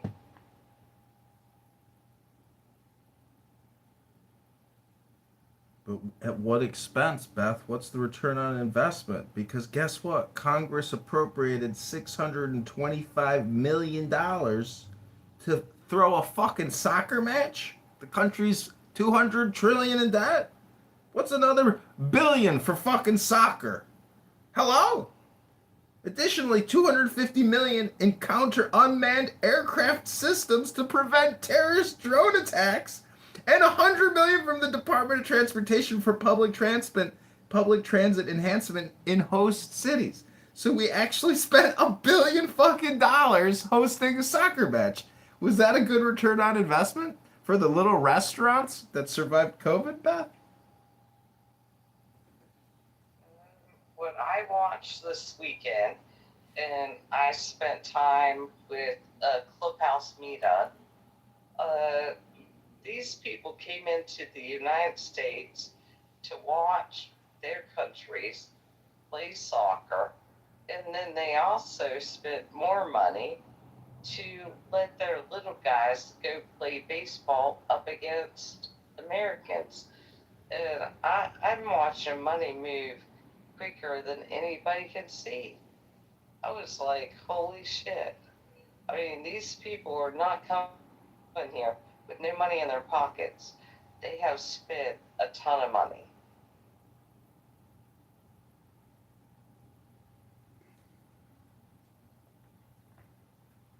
Well, I'm 40. I'm 43 years old. I don't know how old you are, but I have to say we are watching civilizational collapse in America.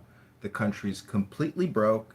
Every state and every city is completely broke. But here we are, spending $1 billion on soccer as if we're never going to stop spending and we're never going to pay down the debt. Say goodbye to America. That's so negative. It's accurate. Question being, It's accurate. were you able to afford to put some food in your belly today? That's the question. That's a question. Has nothing to do with our national debt. Has nothing to do with our um, trillion, 1.2 or 100 billion a month in interest expense that we pay, and now foreign interest expense recipients are at an all-time high. The country's being sucked dry by international parasites. We can't get our spending in order because as soon as the Democrats come back to power, they'll just blow the deficit up even more. We need we need real change in this country. We can't keep living like this. It's madness. I don't know. You tell me. How do you feel when the spirit gets sucked right out of you? Do you feel good? He's speaking, yeah. Can you confirm that, derisive? What? I mean, I'm very political, and I am very right-wing conservative, but some of the nonsense that gets talked on this app, how does that actually affect your livelihood? I want to know. I want to hear the truth. Because, honestly, if you're able to drive your car on a paved road and pay your taxes, have a home, how is all this nonsense affecting you? Let the people that are way above all of our pay grades deal with it.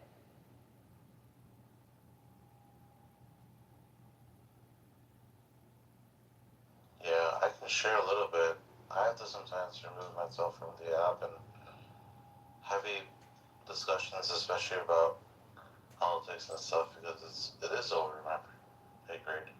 I think there's healthy ways for us to read the news and express our views, but I think it gets to a point where we're the thing, the camel chewing the chewed. You know, like you're just cutting your tongue up. There's blood in it. You think it's like, wow. Let's say like, oh, well, we're drinking something good, but it's actually just cutting your own mouth up. It really it's disturbing. Thank you for that word salad. I get it though. I've deactivated twice in the last 3 days. I come right back though. But yeah, I get it. Did I pronounce your name correctly? Yeah, I feel bad for Beth. She's really nice, very sweet. But did she leave? Why did she leave?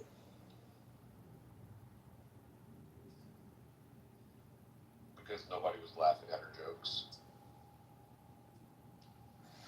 No, they were jokes, but she was being serious. I'm guessing she needed a disco nap. A what? A disco nap. Disco. I've never heard of that before.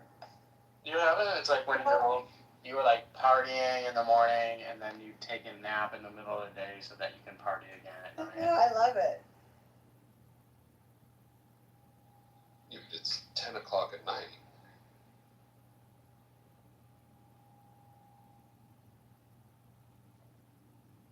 Are y'all nappers? Because I'm not at all. I can't take naps. I can nap once in a while. I wish I could. I really wish I could, because my mom could do it like clockwork every day, and she'd be good to go for the whole evening afterward.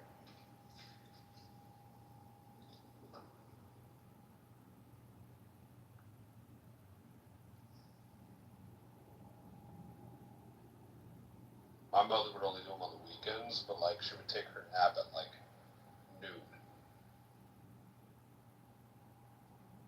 For how long? Like an hour? Sometimes 2 or 3 hours. It's like, do you plan on doing anything productive today? Like feeding kids or walking your dog? No.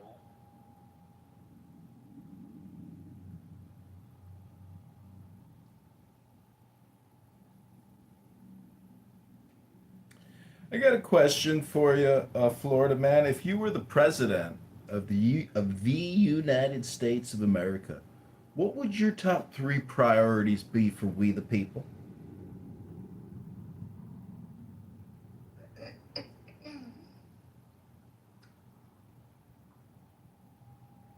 Removing dark money from politics, changing voting laws, and universalizing laws of taking somebody's life and justifications for doing so into the U.S. Penal Code.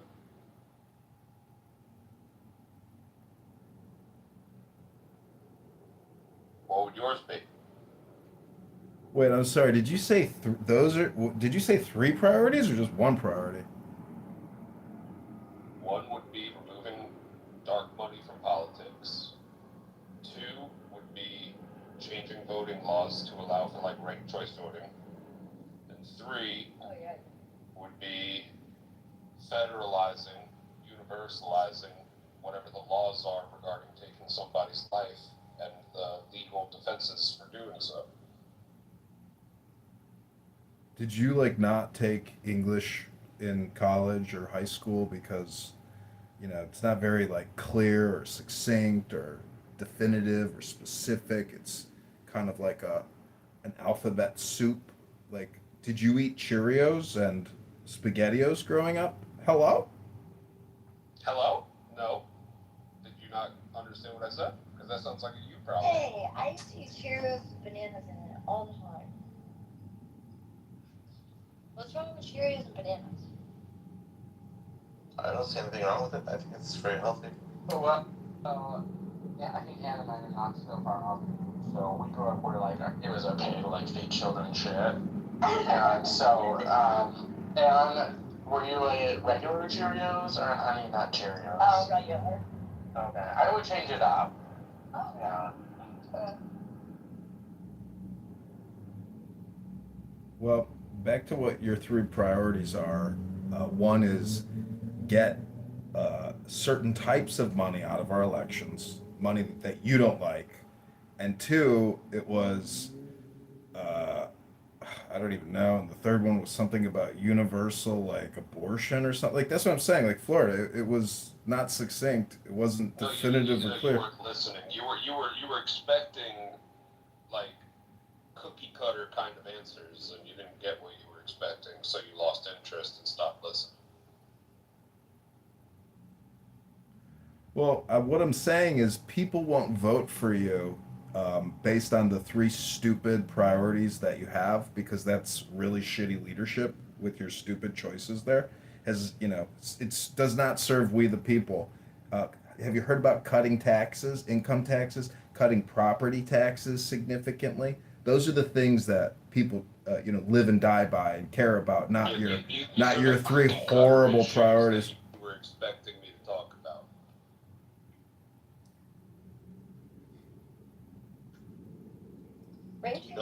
Do you know what ranked choice voting is? No, I don't. I do not know what rank choice voting is. Go ahead and explain it to me. Thank you.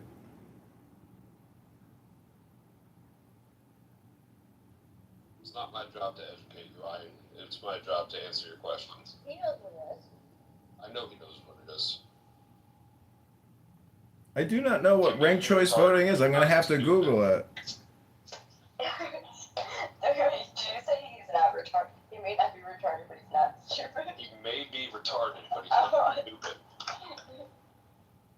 I often tell people I am retarded. I know you do. I know, we know that you're absolutely brilliant. Yeah. Ranked choice voting would be a net win for democracy. Exactly. It would be good. You don't want democracy? What type of voting? They don't. They think that liberalism is bad, democracy is bad, because the Democrats hijacked the word. It's classical liberalism, though.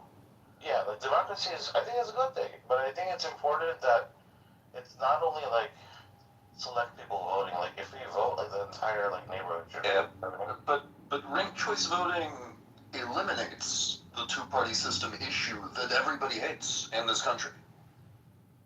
The right and the left hate it. I was just at a little like mini gay pride festival, and they are trying to get ranked choice voting passed in Michigan, and they had a table set up. They had a table set up for it, and I went and talked to them because I really only have a very cursory understanding of this, and it sounds like a good idea, because I really wish there were more substantive ways to dismantle the two-party system.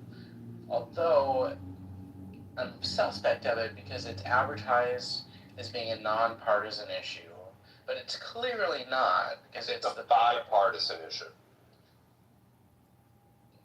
It is. Okay. It's clearly not. It's clearly like the progressive types who are pushing for this. And when I went there and sort of asked with the academics, not necessarily exclusively progressives, although definitely weighed in. From my view. So I go there and I talk to them. They're explaining the specifics to me. Again, it sounds good, but I'm always so weary when people present a political issue as nonpartisan or bipartisan, whatever. But like clearly it is. And they seem to have as a rehearsed talking point that at least three of them, who I was talking to a few of them at various times, at least three of them specifically said verbatim, well, Zohar Mamdani, would have never gotten in if it weren't for ranked choice voting. And I said to one of them, I said, do you think this is a selling point to me? Yeah, that's crazy. Do you think I'm for communist revolution? And they're like, well, the people of New York clearly are. And I'm like, oh, okay. You're gonna get that from the gays whenever the gays are talking about it, but it is in fact a step towards founders' intent.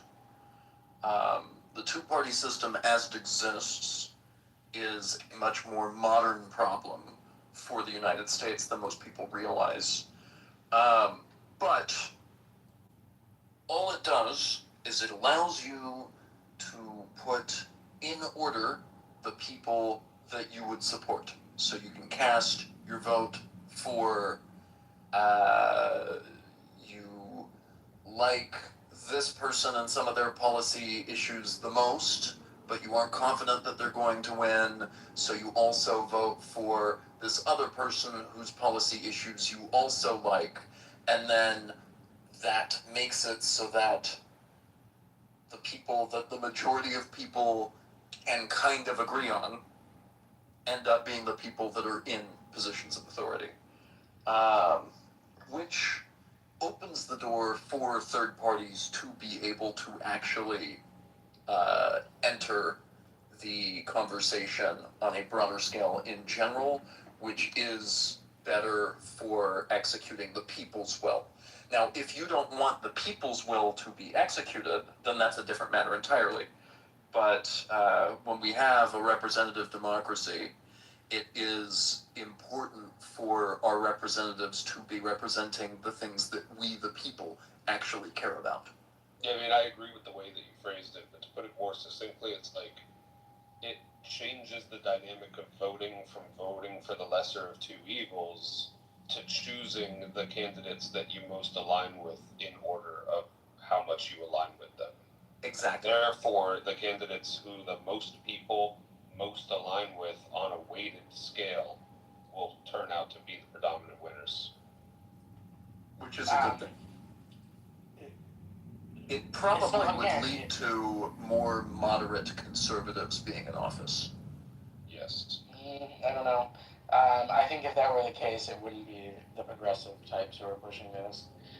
I think... Well, the progressives live in this deluded world where they believe that the democratic socialists are going to be winning and taking everything by storm. That seems to be the trajectory. But maybe in certain blue bubbles, like you might see... Well, I don't know. You might see on your city... A guy who's like a Mamdani clone who's about to win the Senate in Michigan. Yeah, but you might see in these lower level positions, you might see more of these people that are pushing for infrastructure reform and pushing for this on a local level, which generally speaking, the people like, or these people wouldn't be ending up in positions of authority in great big cities. But it's okay to have a mayor that wants to fix the potholes and also thinks that we need to have single-payer healthcare nationwide, but they don't have the authority to do that, right?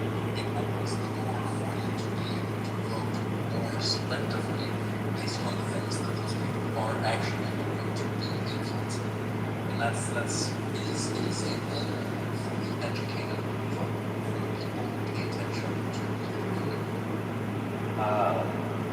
And I think that I don't know, I don't see Mamdani doing a bunch of terrible things. There are a lot of people but if he wants to be to do all of these things, he also de facto is a person who's never going to be able to end up on presidential ticket. I don't have an issue with it. It's also in New York. This is not actually someone I know, like, this is sort of like a lot of fun, tires coming off,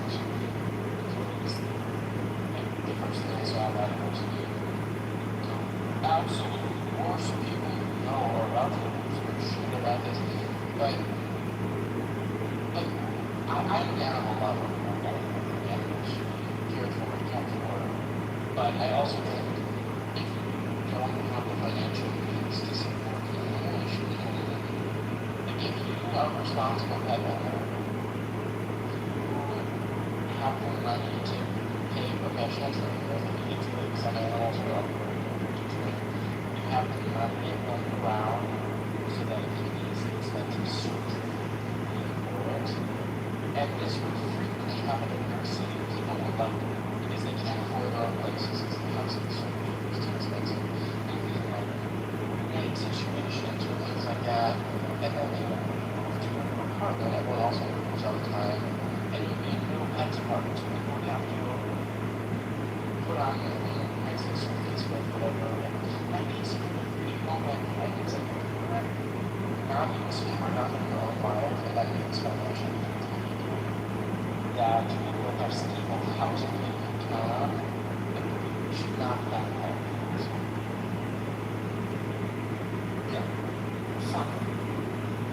But it's also in New York City about 50%. And I don't care what mayor's mother says. I don't care what the mayor says. This is Yeah, my what I just said, what I just said is sure.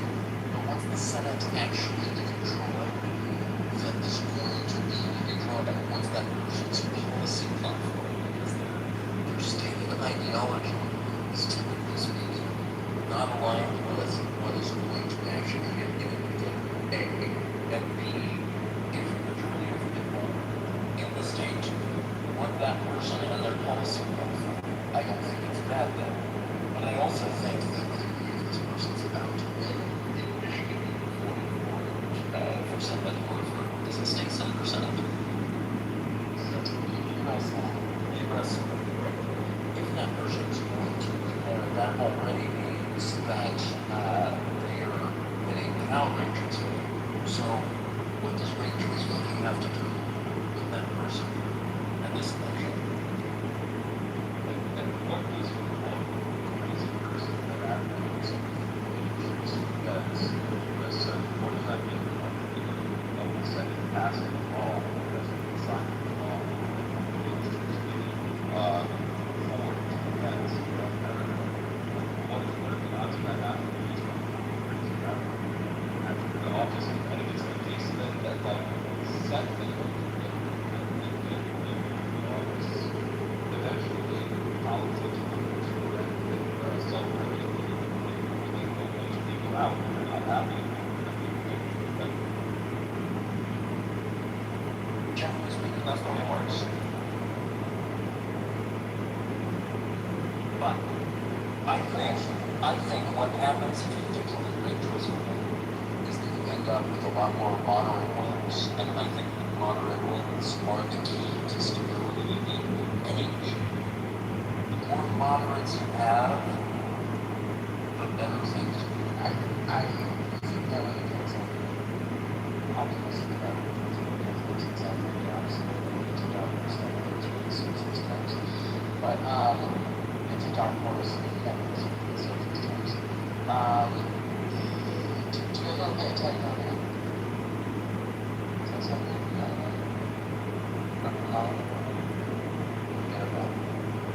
Like,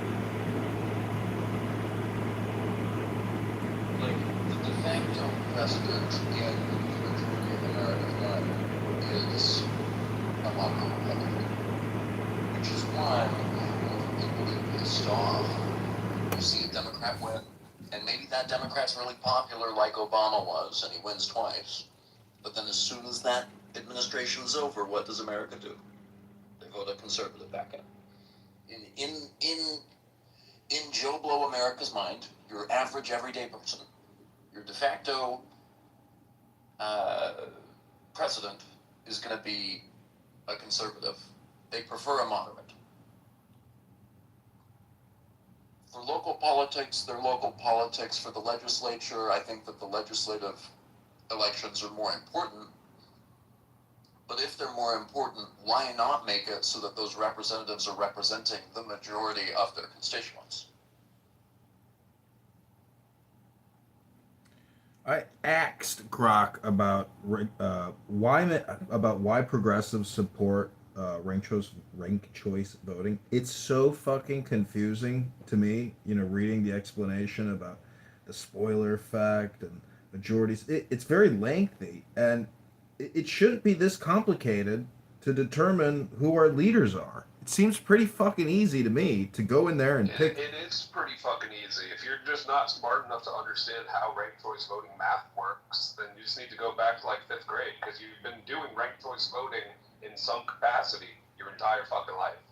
Well, not in the way that Maine does it, but my complaint is that since you've never actually run for a congressional campaign or the mayoralship or committee person.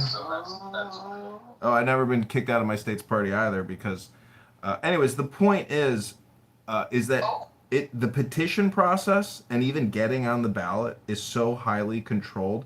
Most candidates that want to lead and reform or change or help, they simply can't get on the ballot because lawyers and judges pick and choose who the fuck our leaders are.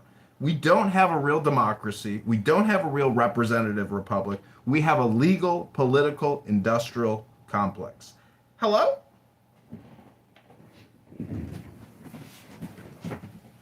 I do agree with that.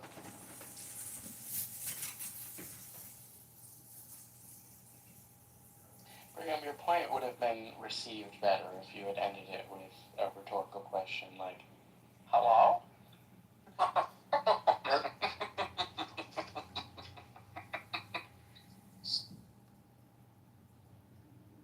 Yeah, that's my issue.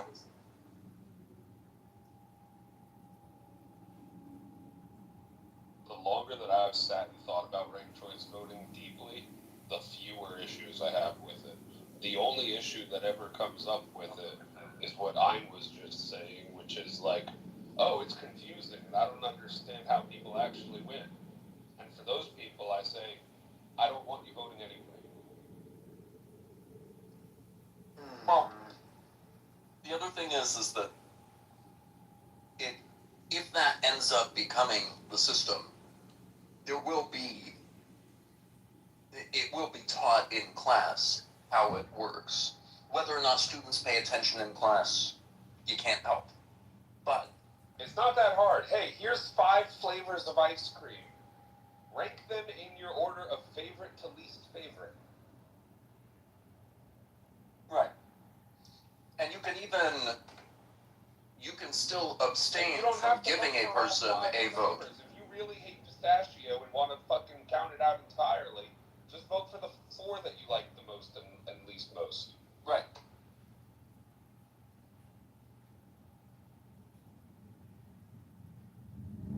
Complicated my ass.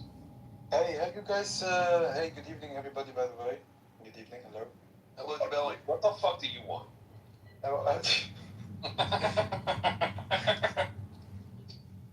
Jabelli speaks and everyone leaves the room, Jesus Christ.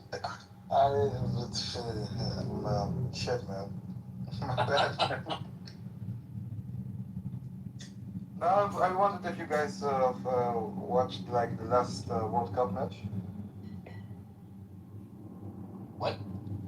The last World Cup match. I'm sorry, Florida? Somebody needs to deport you to El Salvador. To El Salvador? What am I going to do in El Salvador? I hear they have beautiful hotels with bars on the doors. And deport me from where exactly? This room. Yes, listen, Florida. I don't know. Maybe I agree. I would like to also recommend that the moderators reject Jabelli, take this anti-Semitic, low IQ, highly annoying person, and kick him to the goo or to the hallway. Jabelli, I hate you. You are a highly annoying person. And whenever I hear your voice, I go, ugh, God, why do people even communicate with this person? Why does anybody even sit here and listen or even talk with you? It just blows my mind. Hello? It's fun to talk politics with. I really don't understand. Hey, that's about the World Cup match. Yeah, I want to like come in with like a regular time. You know what? I'm the son of a bitch trying to have a normal conversation with you. Go fuck yourself. You're a son of a bitch, that's for sure. Yeah, go fuck yourself, man. Well, I just asked you about like normal topic and then Florida. I swear to God, this is why we're gonna replace you. Wallahi ladin.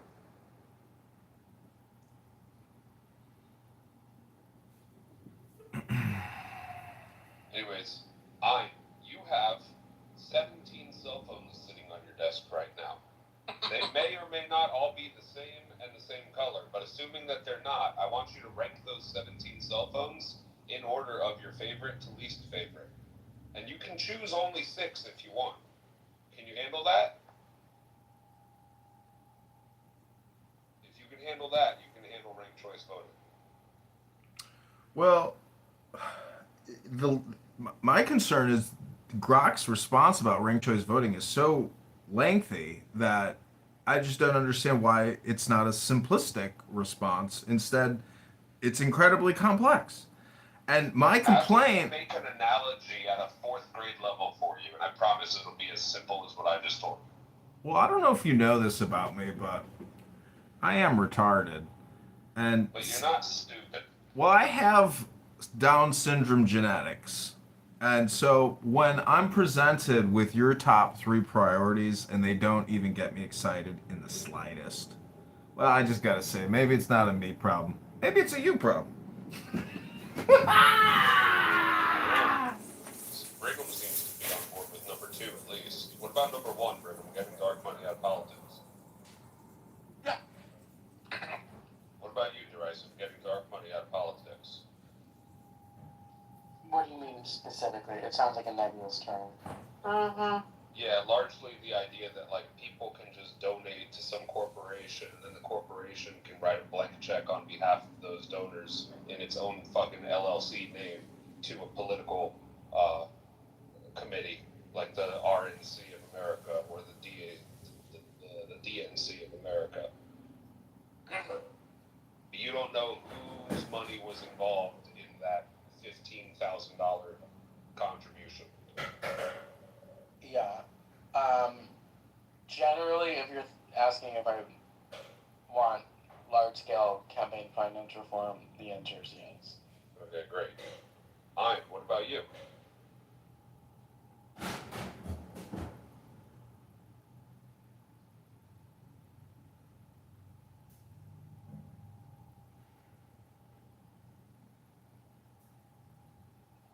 Yes. Well, there we go. This seems to be a bipartisan issue.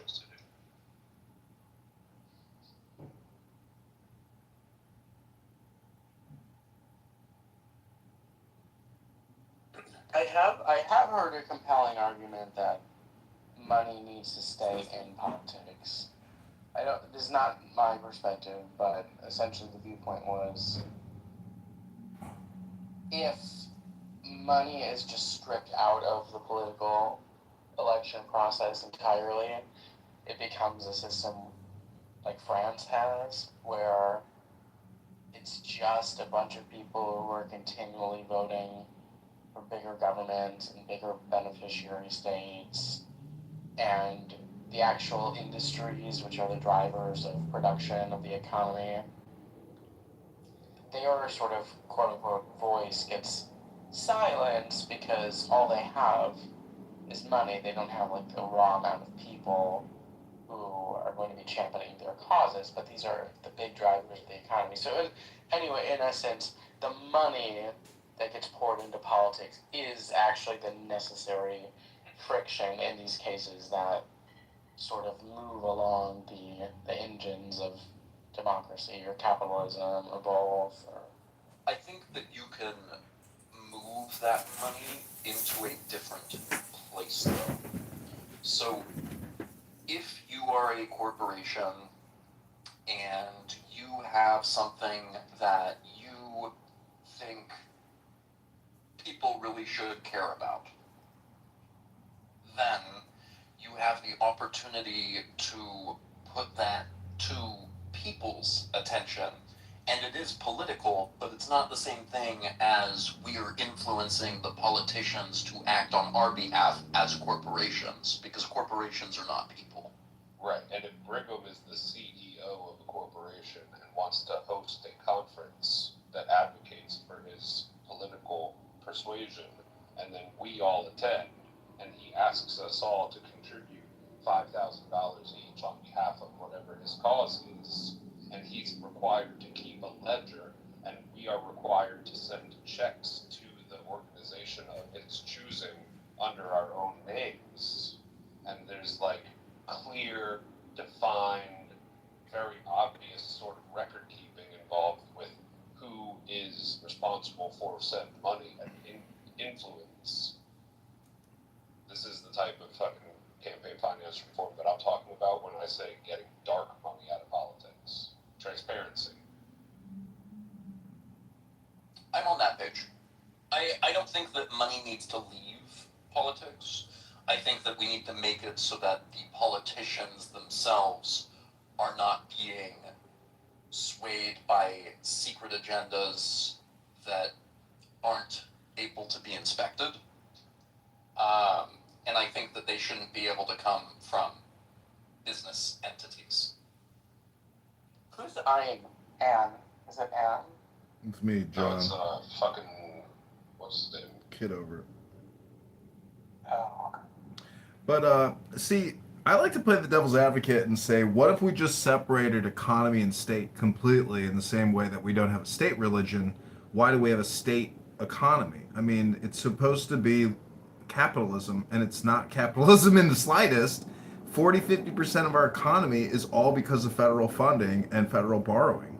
So that's the thing, is when you compare communism versus capitalism, or socialism versus quasi-capitalism, if you can't address the separation of state and economy, which is basically the concoction between Congress and the Federal Reserve, and you see how much the top congressional people raise every year. Like Susan Collins has already raised 10 million just for this campaign, and go back throughout her whole career. Like, look at Bernie Sanders and Elizabeth Warren. Bernie Sanders is a unicorn. He has raised $800 million plus since 2000, and it's mostly from big pharma. Same with Elizabeth Warren. So the big event truly was COVID-19. That blew our deficit and our national debt to the outer limit. So if we're accumulating $2 trillion a year in deficit and debt, and COVID was way bigger than that, which, that those years is like, our deficit is like 4 trillion, 5 trillion a year. So I'm just saying that we live in this artificial, fake capitalist society that we keep thinking it's so far from capitalism. We are the modern day Soviet Union. I agree with you that it's far from capitalism, but I disagree with maybe two things. One, that the COVID pandemic blew our national debt to the outer limits. If by that all you're saying is that we're at historic highs in national debt, then yes, you're correct. But if I were to argue that our national debt has been out of hand by an absurd amount for like 20 or 30 years already, maybe 20, right? Because Clinton actually did a pretty good job of balancing the budget. But that's a topic for another conversation. But if we want to sit here and talk about national debt being out of hand for like a good amount of years already before COVID, I would say it was already at the outer limits. And the bubble's burst, and we're just continuing to fucking blow fucking air into the burst bubble at this point. That's number one. Number two, real, true, unfettered, laissez-faire capitalism has this sort of effect that we're already seeing, but only exponentially worse, where the capitalists who have the most amount of capital will always be able to continue to purchase and buy up and consume more of the capital for themselves. It is truly a rich eat the poor, big eat the small, corporations eat the people sort of system of governance, which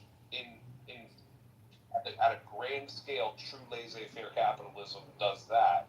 Although I also consider myself favorable to capitalism over like socialism or communism, I understand the need for checks and regulations and some sort of a mixed hybrid sort of approach to government. Yes. Well, see, if you were the leader and you had to come up with a solution to liberate your people, because liberation theology is all the rage, right? Well, if every American is $450,000 in debt to their federal and state governments, which is pretty close to being accurate, if a leader emerged and said, "Hey, I want a debt jubilee, and the world is going to collapse. The economy, the Wall Street, it will all collapse temporarily because we've now basically bankrupted all the banks and all the creditors internationally. But we still have the biggest mafia military on the planet. So we can technically do that. But if you talk to a liberal, socialist, progressive who wants to go communist, they can only achieve their lofty goals by utilizing Congress and the Federal Reserve to expand the currency and debt even further. My proposal would liberate, but also more accurately create a real sustainable economy and create more abundance for everyone because it's not artificial in the way that they want to do it. My magic secret is we actually declare bankruptcy and become insolvent.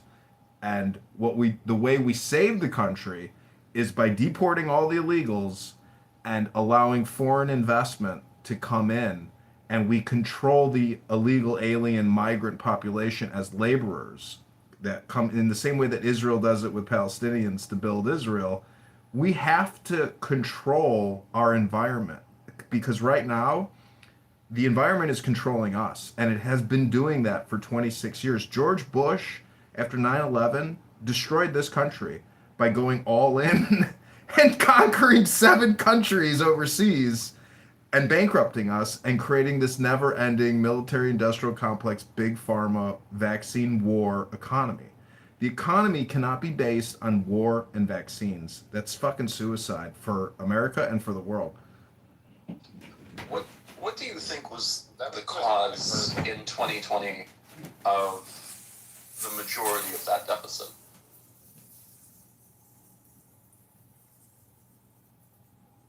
Do you think it was the vaccines?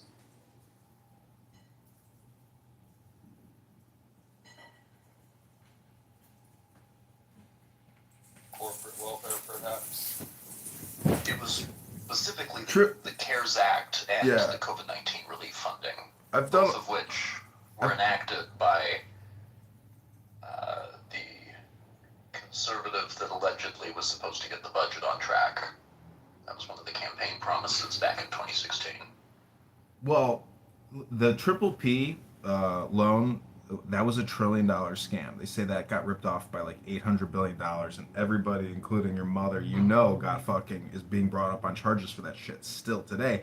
And there's tens of thousands of scofflaws out there that owe the U.S. government fucking hundreds of billions. That program was $1 trillion program that got scammed. That was one of the biggest consumer frauds. But the corporate fraud with Pfizer, Moderna, J&J, and the 100 other vaccine manufacturers that mass produced the COVID-19 vaccine and all the boosters, there was a lot of money there. I've pulled all these numbers, and recently my Instagram account got deleted because you can't say that Barry Soetoro, Obama's husband, is trans.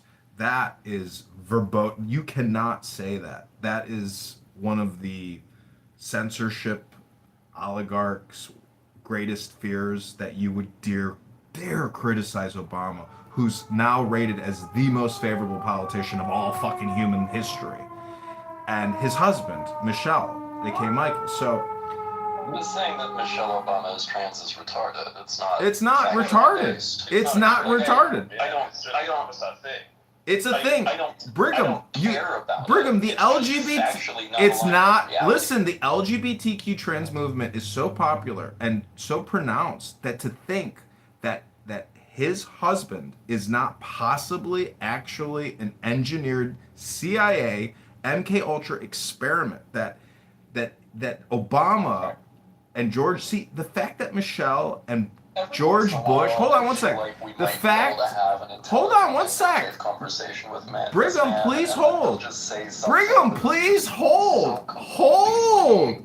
Brigham, you'll have to explain something then to me. How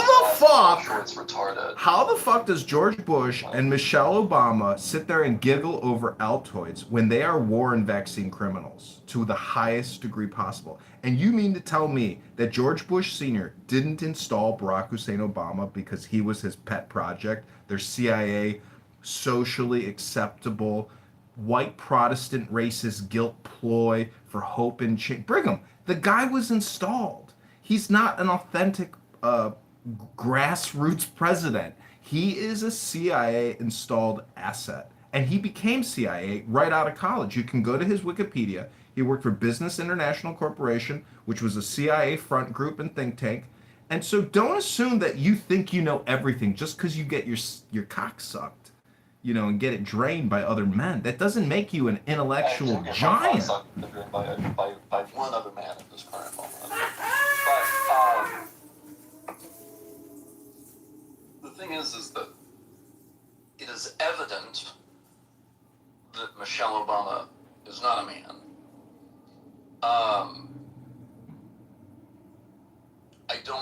I don't even have an argument for it because it is such a ludicrous allegation.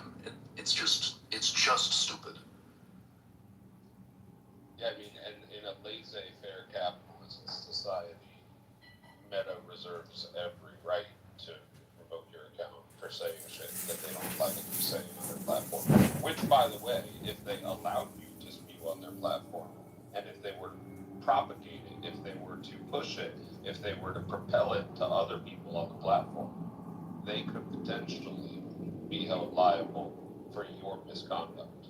We'll see. Well, not necessarily when it comes to public figures, because public figures are kind of in this nuanced area where slander laws don't necessarily. See, it's not slander when you have proof.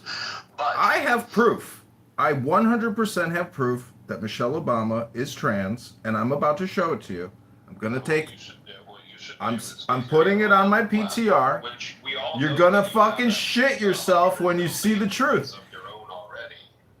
Michelle Michael does trans story time. He does trans story time. I'm updating the proof on my PTR. Please hold. Okay, look at my PTR. There's the proof. Michelle is not what you think, and I'll tell you why. Because for many years, we have been seeing highly professionally adjusted and manipulated photos. Life is a stage, and you guys are just little fucking mosquitoes. Admit it. You have no power, no money. You're not on the stage. All I'm trying to say is life is this fucking giant psyop that you are born into, and you think you guys are know-it-alls. The fact that you guys can talk down to me and say, oh, here we go with the trans, you guys talk as if you're know-it-alls. I mean, I asked Florida, what would your top 3 priorities be? Derangement syndrome. It's bizarre. Brigham. Brigham. It's not transgender derangement syndrome. She is doing trans story time with the Reading Rainbow guy. It's right there. Look at my PTR. Look at it. Just look at it. Now I'm going to show you another one. I'm going to show you another photo that proves beyond a reasonable doubt that this is a man and that we have all been lied to with highly glossed photos and airbrush photography. It's true. You've all been manipulated and lied to with fake images. I'm showing you unadulterated images. PTR number 2, the evidence. The last time. PTR, the evidence submitted number 2. In this country. Probably in the 90s. Because the Bill Clinton... No.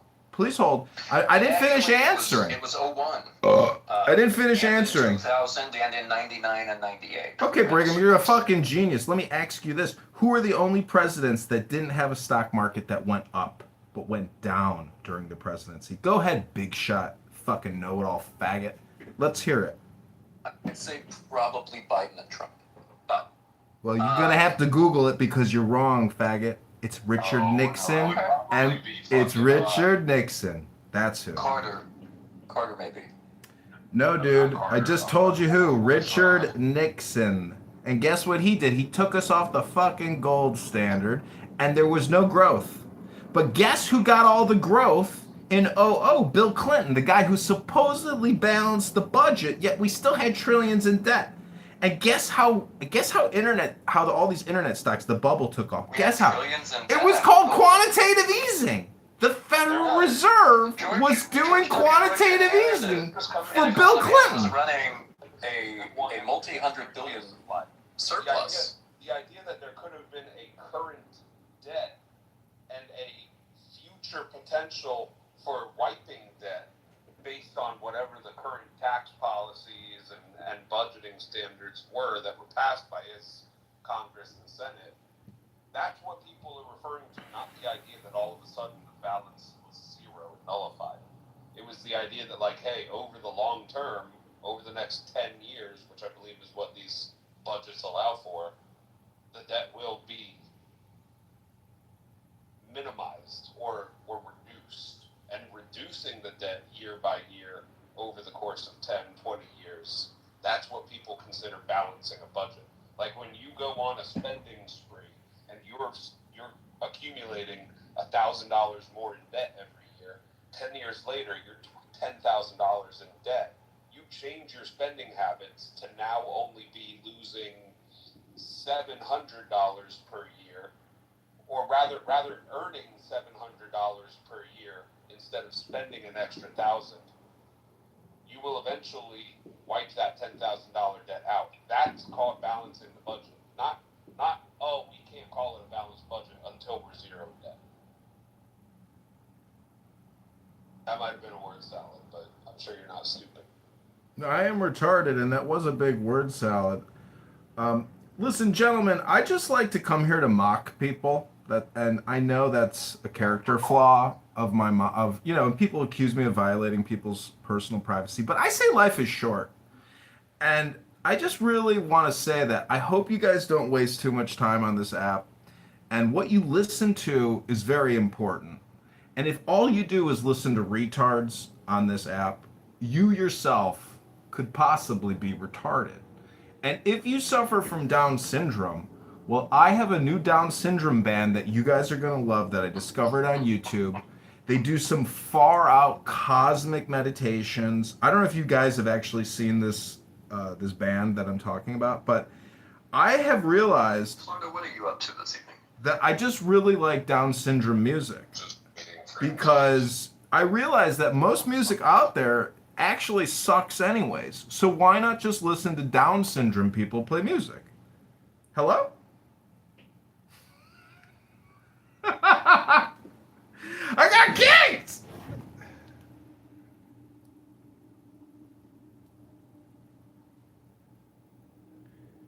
We'll be back.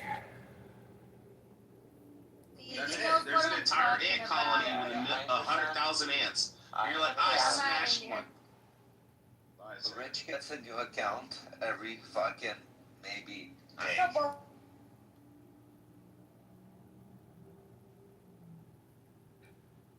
Had nothing to do with the complexities or the nuances. He understood the entire conversation. If you struggle to, Steve, I suggest that you fucking look up the whole spectrum thing again. You know what I'm talking about. See someone about it. I still don't think Day understand what your family unit is. I heard every word that you said. I understood every word that you said. But I don't know how many blood siblings you have. I don't know how many adopted family members you had. But I was listening. I was in the audience and listening to every word. And I don't think Day understands either. I don't think anybody does. So I think those questions are maybe questions that you wanted to ask Steve, that you were curious about, that weren't being answered because they were in your head in the goo. They, at no point did they ask me how many blood relatives I had. At no point did he ask me how many non-blood adopted relatives I had. At no point. So maybe those were questions you wanted answered and frustrated that I didn't read your little fucking Zionist brain and answer them for you while you're in the goo. But in no point or shape or form did they ever ask those questions, Steve. So how can I be accused of being not succinct for not answering questions that were only in your head in the goo? These questions aren't in my head. You're making shit up again. I don't have any questions about your family unit. I have no questions about I don't have any questions about how many siblings you have by blood or how many you have by adoption or how you define a sibling. I don't have any questions.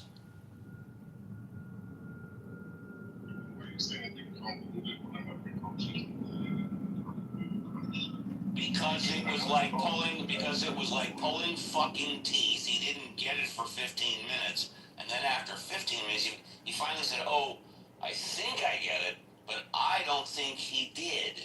And I don't think he does. Hey, And I can prove it if you want me to. I can prove it. I know, but we're Big Mike and this like IDF soldiers. Well, then let's move on to something else if you don't want a Big Mike. I just want to give Mark a chance to jump in here. That's all, Steve. Easy with the site. I would love Mark to jump in. It's fine with me. We were just talking about spanking. Is it good? Is it bad? Is it good parenting? Is it lazy parenting? What's your take? No, we weren't just talking about spanking. Should I say something? Did you guys know that pretty much all the other animals in the world, no matter what size they are, they get cancer about the same rate as humans? We discussed spanking for about 2 minutes. There was a lot of other shit that we were talking about before and after. But we did talk about spanking for about 2 minutes. Yeah, and I know that's Cypher's favorite subject. Yeah, Cypher's talked about it for years, and he's always been against it. Admittedly, one of the things he's been consistent about. So recently, in a lab, recently this year, very recently, like literally like last month, in a lab, tested, experimented, we created a multiverse. What? Come on, Dede. What are you saying? How is it theory? Like, for real? They use lasers and shit like that to like magnets to like hold this like particle quantum level. Like I forgot exactly how it all went down, but they did an experiment basically where they were able to keep things so small, just like 10 to the minus like 43, I think, is where like the measurement and also where time actually like stops if it gets to a level where it's too low, and that's like the quantum level or whatever. And then they were able to trap it and test it with just entropy, and they just measured the entropy. They didn't worry about time. They're like, we're gonna test out basically if time is something that's like, just a fundamental retards. product effect of what happens when you have like space and time. So like, and so they measured it just with entropy. You found the biggest retards on Clubhouse. Huge time wasters. And then it basically, if you watch the graph, it proved that time is a linear direction.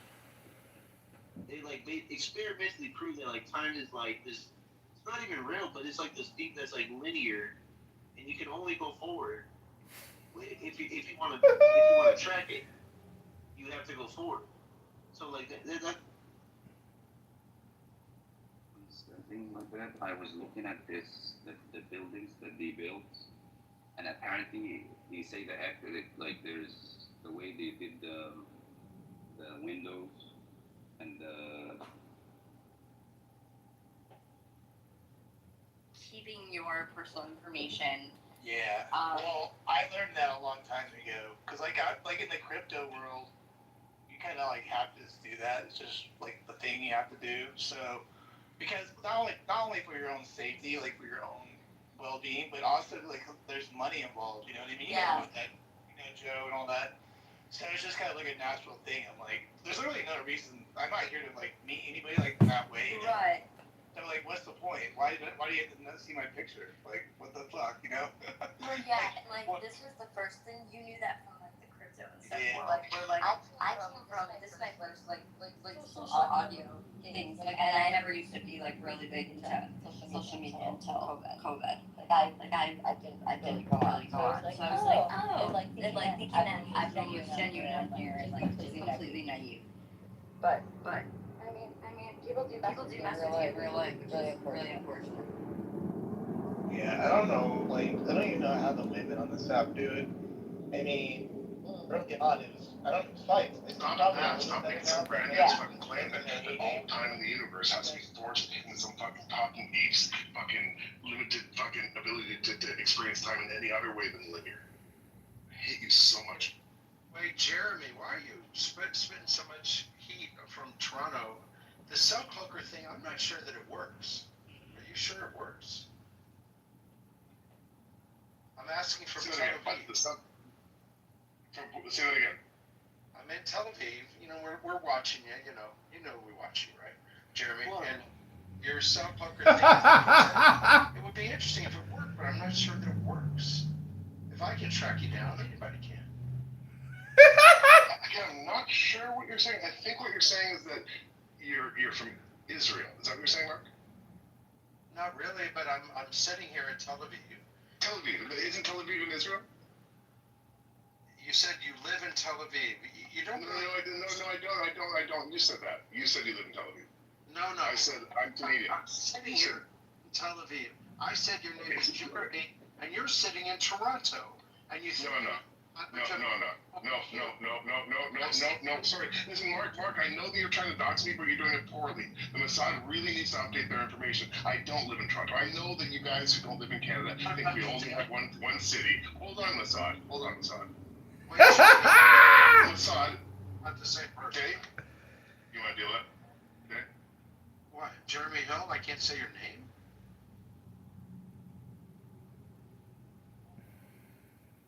This is Jeremy Hill from Wales Cloaker in Montreal. And that's the problem with little big Mossad Zionists, right? Is that they show their hands, right? They go out and they say things like, oh, dude, I went out and you know, I'm going to dox you and try to dox, and then they're like, dude, you're embarrassing yourself because you don't even have the information right. It's not like I don't share it, dude. Everybody knows the city I live in. And so when you come up and say, you live in Toronto, everybody's laughing at you. Not because they're anti-Semitic. We all love Palestinians, the real Semites. No, we hate Zionists, or by we, I mean the royal we, Mark. I hate Zionists who think that they're empowered by information from Assad that is just so fucking false. And you guys, you know how many VPN companies you guys own? Do better. Like, just fucking do better. I mean, not in here, obviously, because you'll never fucking be allowed in this room ever again. But just do better. Try and dox folks. Come on. So you know the craziest thing is, and if you think about it, it's actually kind of simple, right, Saker? If you go faster than the speed of light, the speed of light is how fast light goes in a second, which is how fast light goes in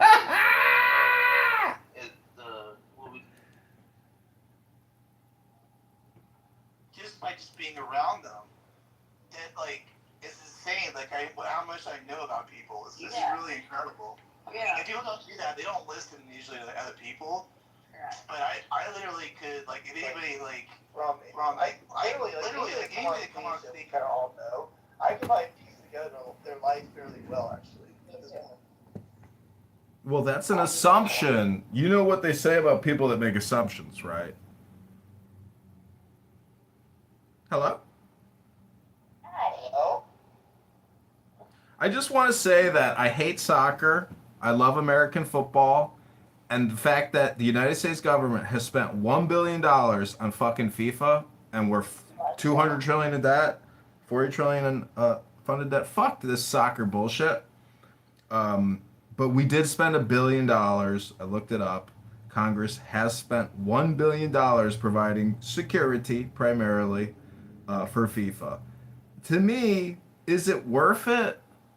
Is it worth it as a taxpayer that we got to go 3 out of 5 days a week just to spend $7 trillion? We only collect $5 trillion. Like, when will leadership ever finally fess up and say, hey, sorry guys, but the past 26 years since 9/11, oops, we bankrupted the country. Oopsie.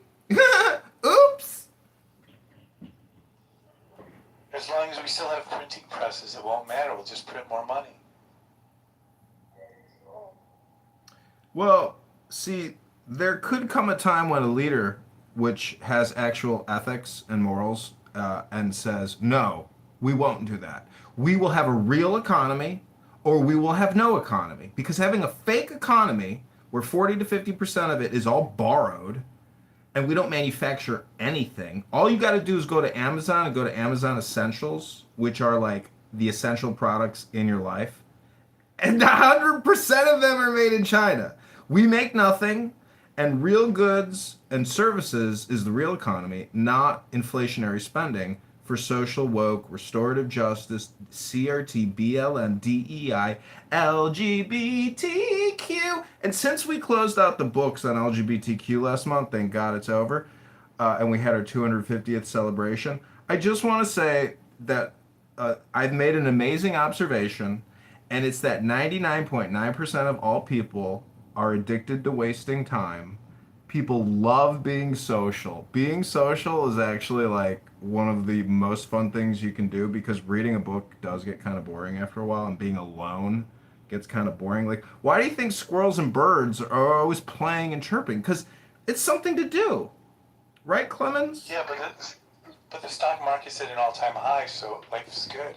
We went through 53,000 today on the Dow. Oh, great. Well, guess what? The deficit and the national debt's higher than it's ever been. Why do you think there's a correlation? If we didn't inflate the fucking currency supply so high, the stock market never would be where it's at. It's called quantitative easing. You're not an economist. You just play one on Clown House. You don't know how the Federal Reserve does quantitative easing, do you, Clemens? Go ahead, Dr. Economist. Tell us, how does the Federal Reserve achieve quantitative easing? Go ahead, Clemens. I don't know. All I know is my 401k is at an all-time high. That's all I care about. Got it. Well, Mark is here. Mark, I'm sure, has a better grasp of economics than you, and I'm sure his portfolio is about 10 times bigger than yours, Clemens. Hosting's good for the economy, though. Kitover. So it's. How's it good for the? We spent $1 billion on a soccer match. Keep the Dow going up, man. Keep it going up. Up, up, up. You know things that go up must come down. Don't you understand physics, Clemens?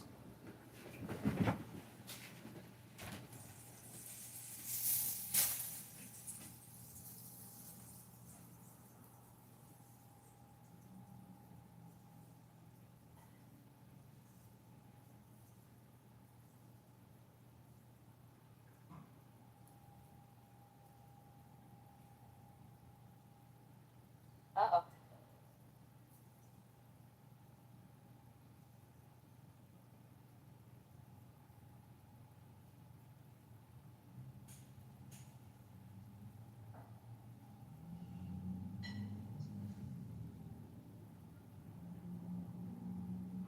How come Riddell doesn't come around, man?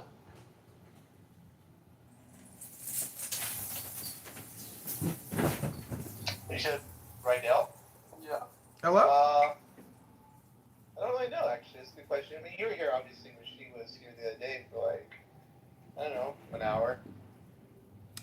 Gentlemen, I hate to interrupt, but I want to point your attention to my PTR, which is a picture of Michael Obama, Barry's husband. And I was kicked off of Instagram. I've written a letter to Todd Blanche as well as to Mark Zuckerberg demanding a full investigation into censorship of conservative Republican voices. And I have absolutely proven beyond a reasonable doubt, and I have the evidence, that Michelle Obama is trans.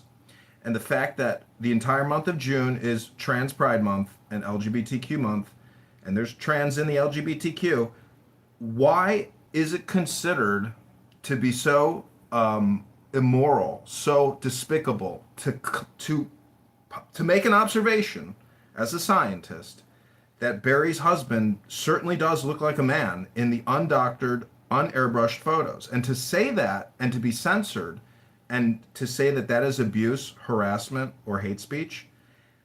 I'm not so sure about that anymore, because when I'm about to PTR another photo. This is Michelle Obama doing trans story time with the Reading Rainbow guy at the Chicago Mordor Obama Tower of Doom and Lies and Propaganda. Look at my PTR, and you tell me, is that not trans story time? And when I see Barry and I see his children, something is amiss. Those are not her children. Those are surrogate children. There are no photos of Michael having children. And Michael loves to hang out with George Bush and eat Altoids and create little viral snippets. Do you believe that Michelle Obama is a male? Do you seriously believe that?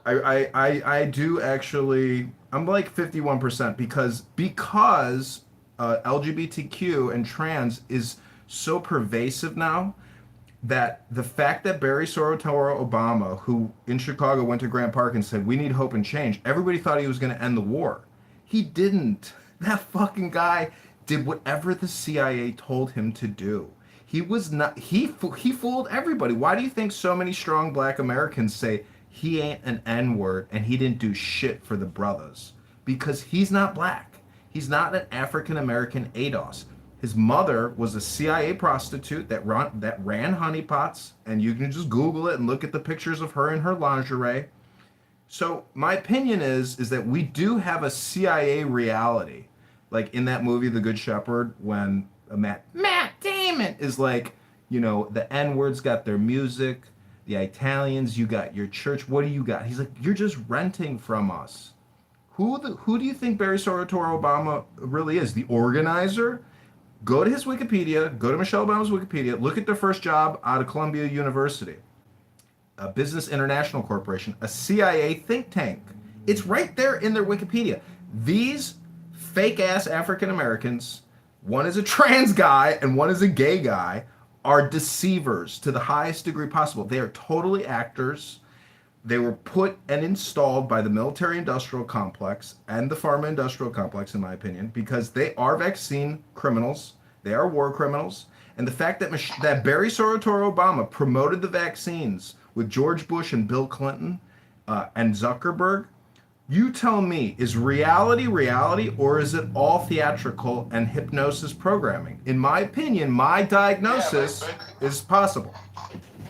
But even if all that's true, he still promoted a record Dow. That's all that matters, man. All this is noise. Who cares if she's trans or not? It's all about the Dow and making money, brother. Jane, would you like to contribute? No, I'm good. I'd like to add, Go ahead. it's likely that Michelle Obama plays soccer too.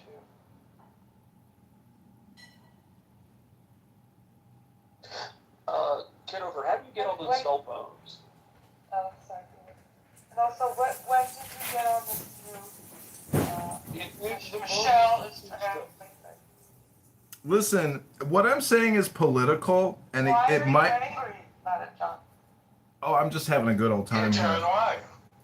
Well, this might just be the way I sound at 43 years old. I'm sorry. If you want, we could do a meditation hypnosis class. I'd be happy to, do a yoga pose. John, I think you need to read a book. I read this morning. I read Marcus Aurelius' Meditation, Stoic Philosophy. Many of you retards have never read a fucking book in the 5 years you've been on this stupid app, listening to Marshall Rankin repeat himself a gazillion times.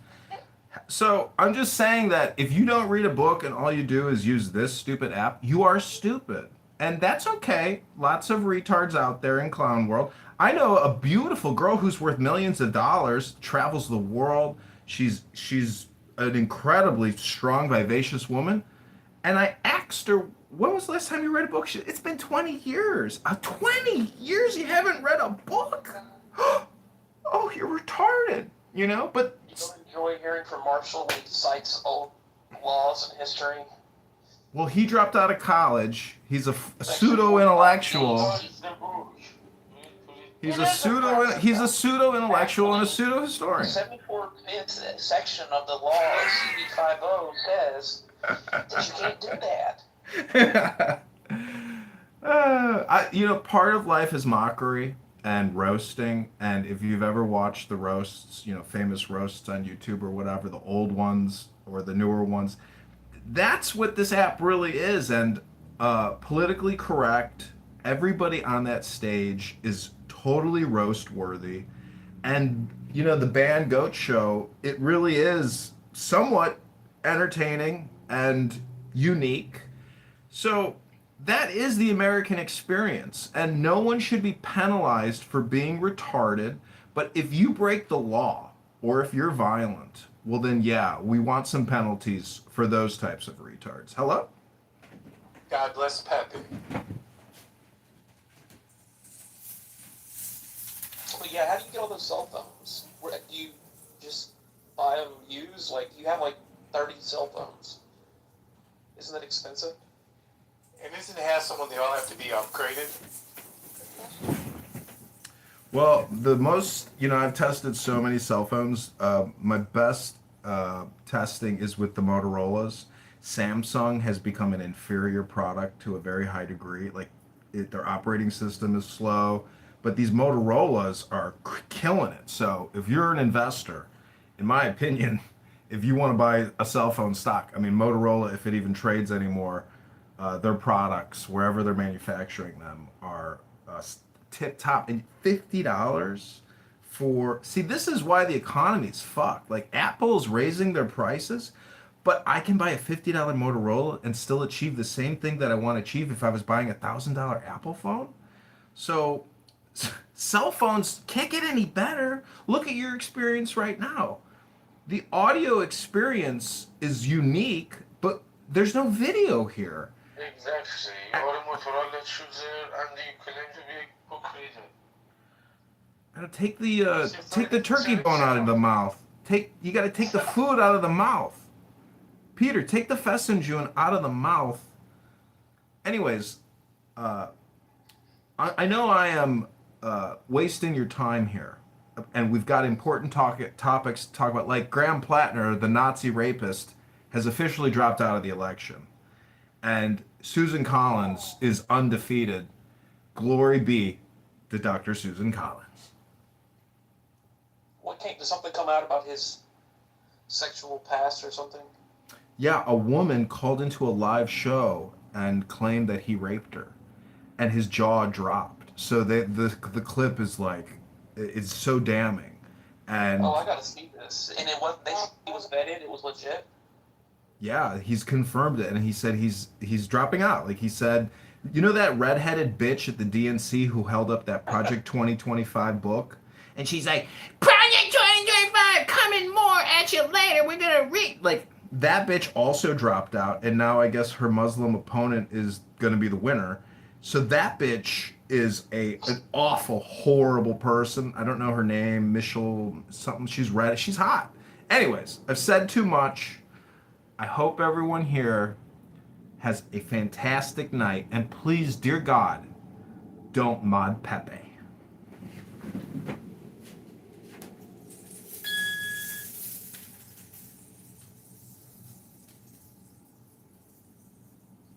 I would bet that Plattner's been bought off. He needs to get out of the race so the main party can appoint their selected candidate to run in the Senate race. However, they're going to oust him, and he's probably in on it about this rape accusation. He's probably getting millions of dollars to buy out of it too.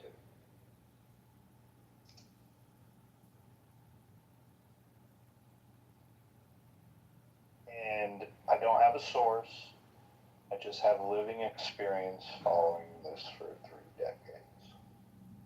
My conspiracy is I think Graham Plattner was actually paid for and bought and paid to run by right-wing donors and advocates as a quote-unquote democratic socialist candidate. And the idea is, someone whose past sounds like it aligns very closely with quote-unquote neo-Nazi culture in America, all of a sudden having some drastic change of heart. Zionists, people think that they're changing his position seems a little suspicious. Question, are the DSA people that got him involved, they've been interviewed by the nightly news, and they went on and bragged about how they were able to find Graham Plattner and figured are they also Republican? They're all neo-Nazi shills. Democrat, Republican doesn't necessarily mean anything when talking about neo-Nazism. Yeah, these come to socialists, but they're neo-Nazis. That's great. Anti-socialists. Yeah. Interesting. But have you heard Plattner speak? He's not, in my opinion, what you are categorizing him as. In my opinion, he definitely is a woke, social justice, liberal, progressive, Democrat, pluralist, LGBTQ, everything. But he wasn't just 5 years ago, right? Well, how do you know that? I mean, because the thing is, in 2026, Well, which is the year we're living in. His own admission in his past. Well, Florida, it's 2026. His tattoo. I get it. The thing is, the rape accusation has sunk his battleship. Ding ding. Or has it? It has. You have no idea the. Maybe that's just the kind of. No, it's not. Florida, it's not. You don't know the backdrop. That's just the kind of Every major Democrat has distanced and renounced and denounced. It's over for. Need their own rapist in The Democrats have completely separated themselves from him. Every major Democrat, Roe, everyone in Illinois, every single person, because you probably don't do shit on X. If you do, I mean, you're not looking at the content I'm looking at. I'm telling you, I'm not looking at X. The Democrats have completely distanced themselves, and they're all on X. They don't discriminate now and say, "Go to blue sky." They're all on X because they know the power of communication. And if you're not there and you're only on blue sky, well, you got blue hair and you're an LGBTQ pluralist progressive Democrat.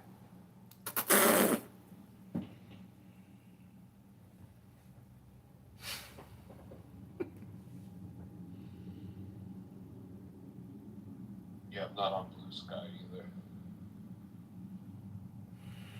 Well, Florida and I were talking in an earlier room, and I asked him, what are his 3 priorities? And he gave me an epic word salad. And the first one is getting dirty money out of politics. Florida wants to limit dark money, which is dirty money. And number 2, it was ranked. Not necessarily. Oh, not necessarily, no. Anyways, the second priority is ranked choice voting.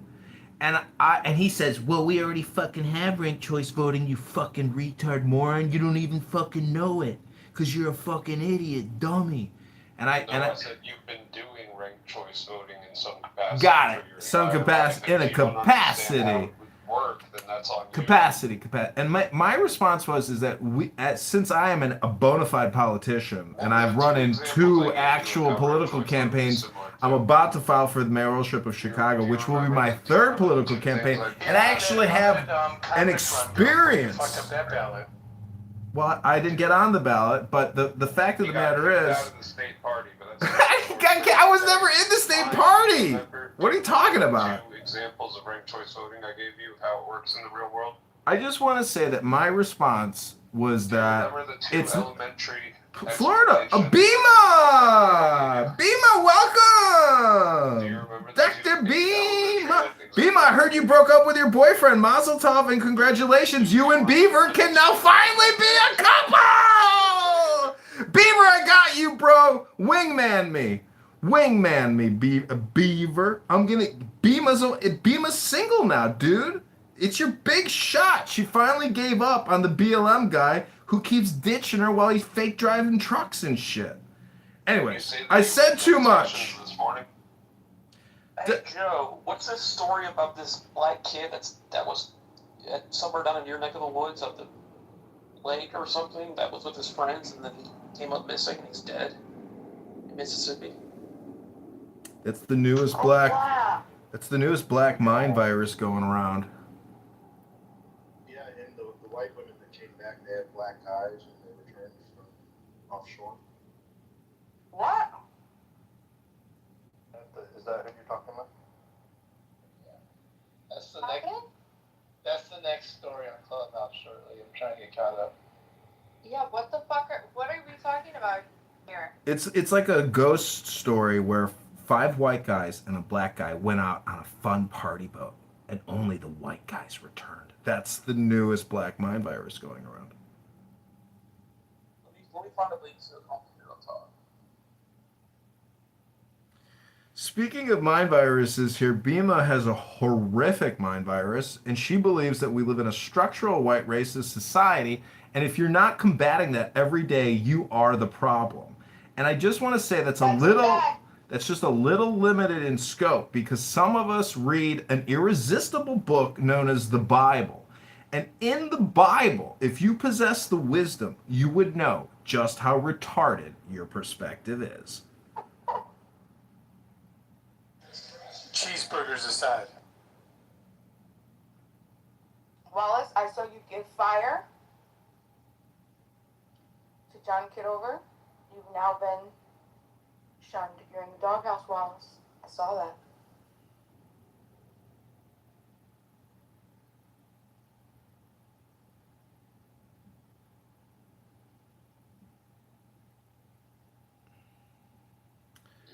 So American soccer, we're never going to get any better at it until we're able to pay our soccer players on the same level that UEFA is able to pay their soccer players.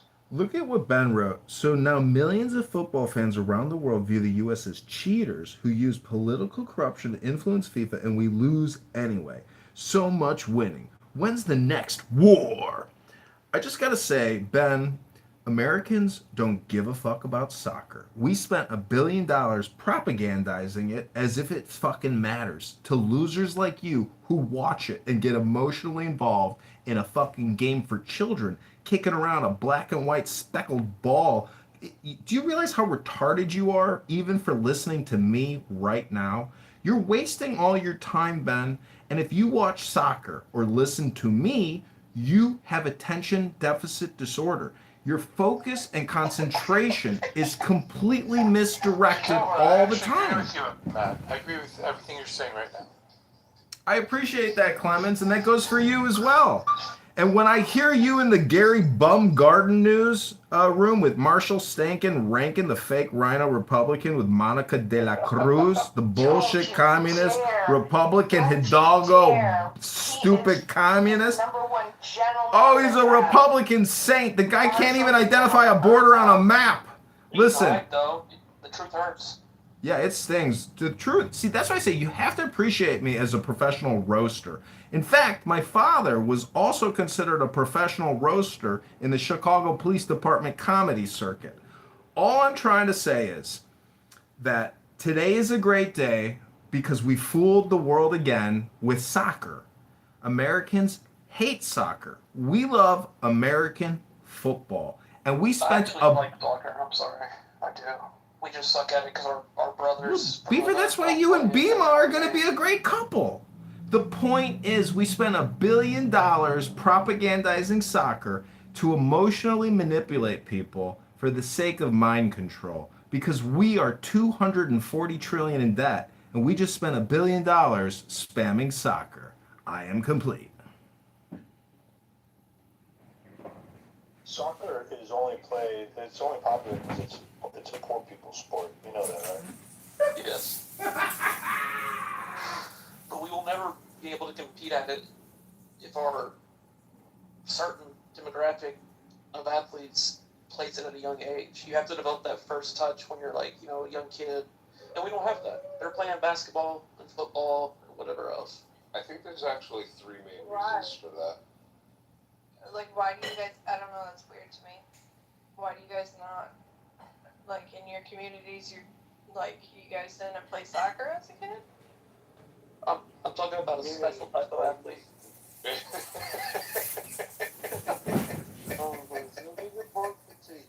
Confused. I'm like, what the fuck? I don't know. Clear I think there's 3 main reasons for it, though, to be honest, Beaver. One is that the culture already doesn't really accept soccer. So, the odds of getting people into it is difficult. That's one. 2, the money in soccer isn't anywhere near what the money in basketball or football is. That's number 2. Number 3, even if the culture and the money permitted it, the harsh reality that's much more difficult to change and I think much more interesting to talk about is the fact that the current socioeconomic and landscape, physical landscape of America's urban communities doesn't have many fields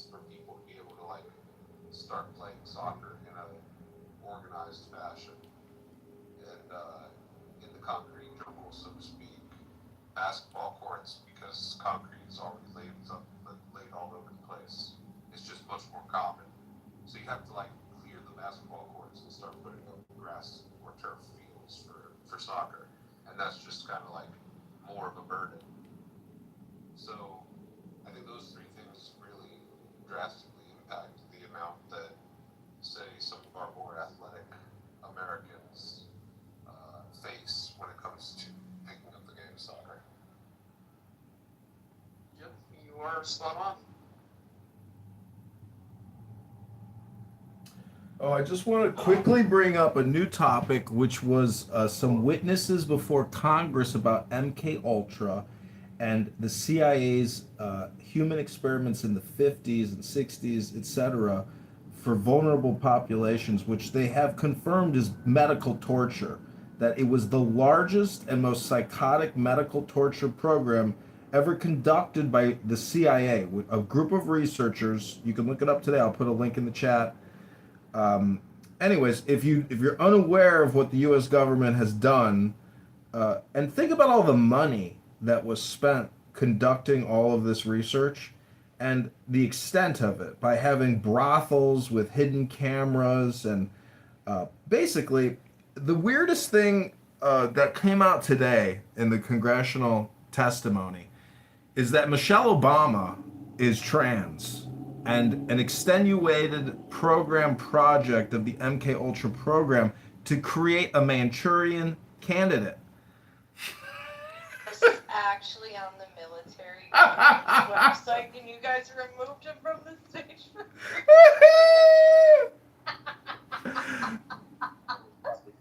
Yo, you can't make that up. That's hilarious. This is your guys' party. How are you? It's Beema masquerading as. No, that was me. I take force. I didn't.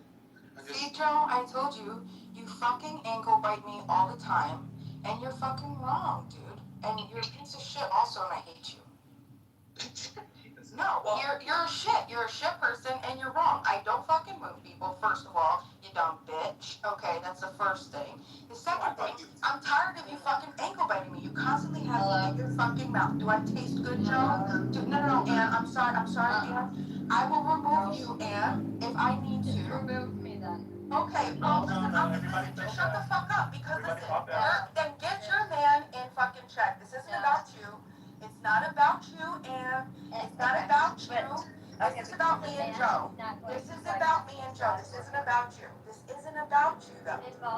But it's not about you. But it's not. Well, then if you're gonna be involved, then I'm gonna have to refer to you, and I don't want to, because Stand by your man. it doesn't have anything to do with you. Yes, it does. That's fine. I'll talk to him when you're not in the room, because you can't handle it. That's. You can't handle it. Can't handle it. Sounds like you can't handle it. Him ankle biting you because then you become so unhinged.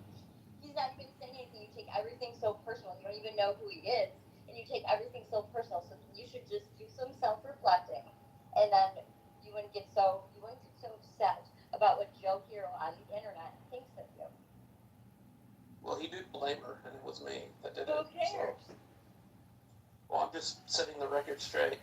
Why'd she lose control though? Why'd she? Because you're always ankle biting me, Joe, constantly. You love tasting me. You love Beema. Constantly, you love me in your mouth. You love Beema all on your tongue, down your throat. You love it. You love it.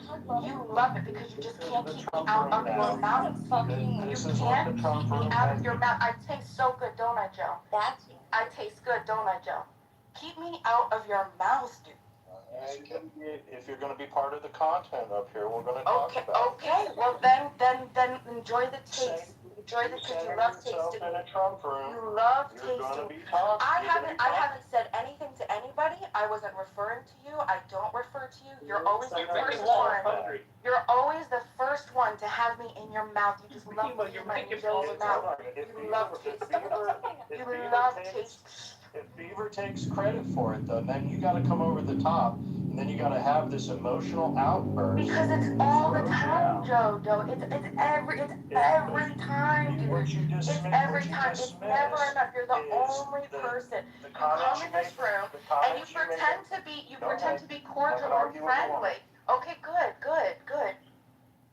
Just stop, Joe. Jesus. What happens is you make these comments under your breath. I don't make any comments. I don't refer to you. I don't talk about you. I don't talk to you. That's only okay. I'm responding to you, Joe. To you. Yes, to you. But hold on. You cannot. That's a victim. You can't blame the victim, dude. You're the one who's attacked. I'm not saying anything to you. I don't refer to you. I don't talk to you. I don't talk to you. I don't refer to you. I don't ankle bite you. And you just constantly have shit to say about me all the time.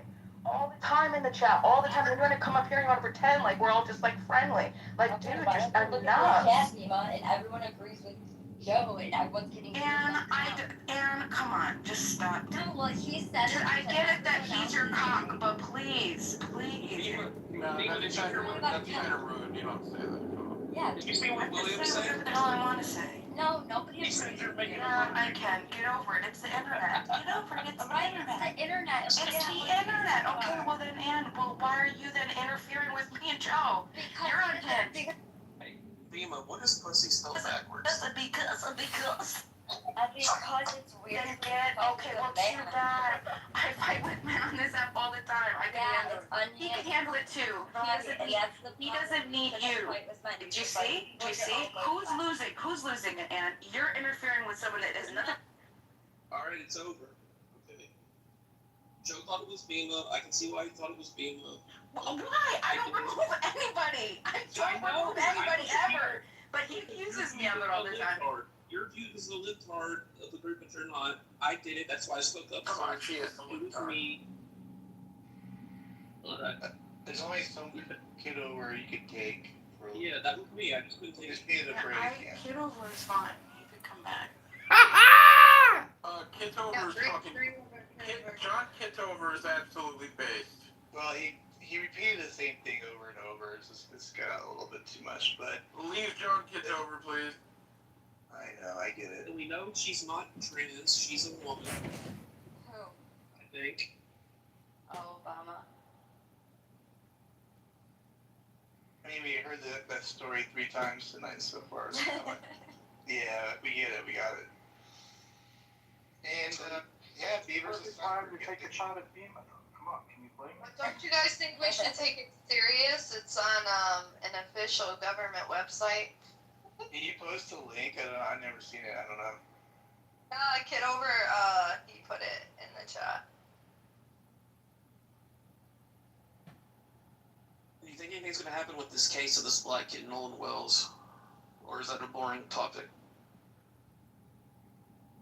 No, it'll pick up steam. It's all over X right now, and it will get juicier as everybody starts taking their sides. We'll have another round of goodies coming up here, I think. Bigman, have you heard about this? No. Young black kid, 18, went out with a bunch of white kids. There was some alleged altercation. No, there wasn't. You're full of shit. I swear to God, the link up top. I've read it. This is what you guys were talking about with the boat thing.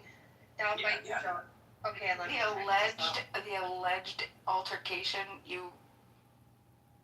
Is that not the truth? I mean, that's what I read. I haven't read, I've just seen a few tweets about it. I don't know the real, full, latest story. That's why I'm mentioning. Was he lynched out in the water somewhere? Well, I think he just, you were having fun and he probably just fell overboard or something. He's the victim of structural white racism, clearly. Let's not start making Eric Clapton level excuses, alright? What the fuck do you mean he just fell overboard or something and then he just have you ever been on a boat? That's why I said it. Especially if you've gone into if somebody has gone overboard at night, it's so difficult to find them. And if they can't swim and they start to go over, start to go under, I mean, it happens so fast. So let me get this clear. If you were out on a boat with somebody at night, Bima, and they flipped overboard, you would just fucking leave them there? Well, that's what you do. No, but didn't they say that there was a search and people were trying to find them? Isn't that what happened? No, I don't know. I'm still reading this. I mean, like, if he didn't have a life vest on, you know what I'm saying? Like, that's why they make it's so important for everyone to have life vests. I think Eric Clapton's one of the best guitarists. Okay, as far as father figures are concerned, that's good. Okay, guys, Florida, you are so right. My dad absolutely loves okay, it. with all due respect, you David, guys. no, with all due respect. With all due respect, you guys need to calm down. With all due respect. Put the bottle down. You're not gonna be around much longer if you keep drinking like this, Dave. Yeah. It's really sad, actually.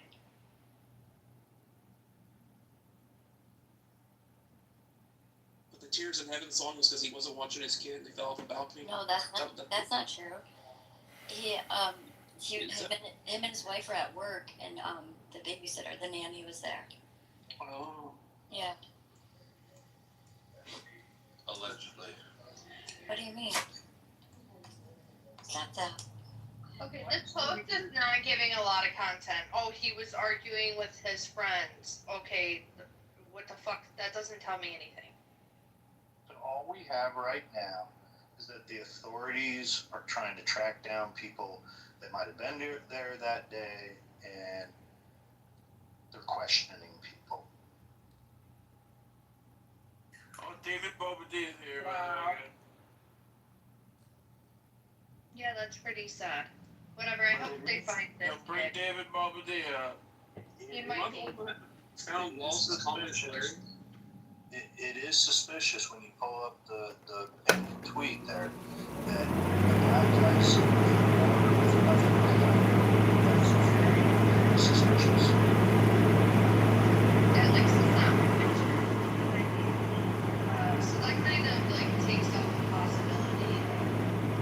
Obviously they like all the nights. Into the sleeves and she has all these on the leaves. That's not true.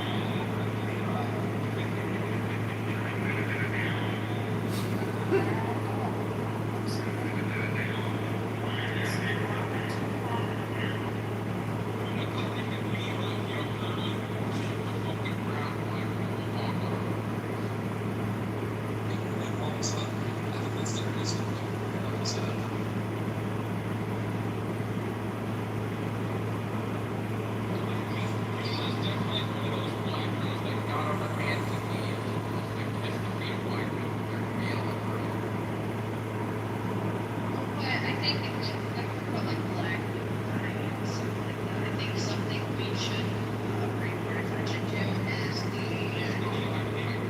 Okay, he's gonna say black and with all due respect.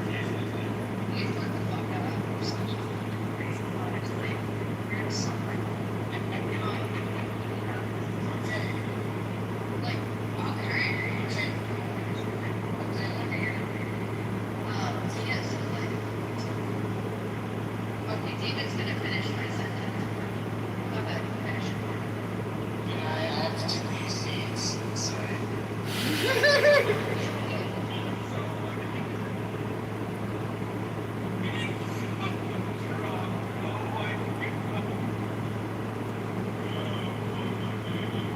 Okay, I wanted to bring up the black kids that have been like found hanging, and then like whatever it is, they say that no foul play was found, and then later on after they do the autopsy, you know, find out that that's bullshit, and that's been like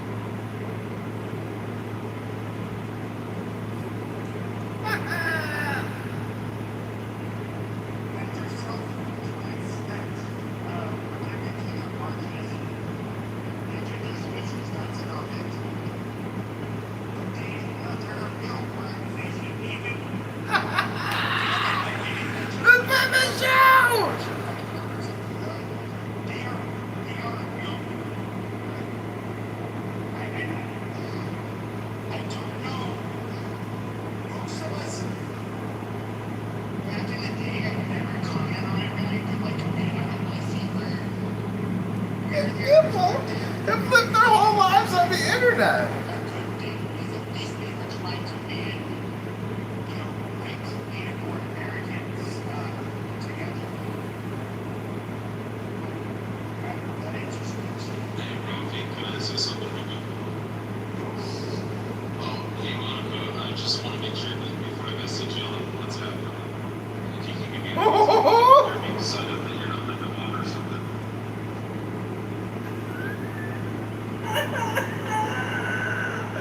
We finally got Monica! Is that Monica? Monica Marie!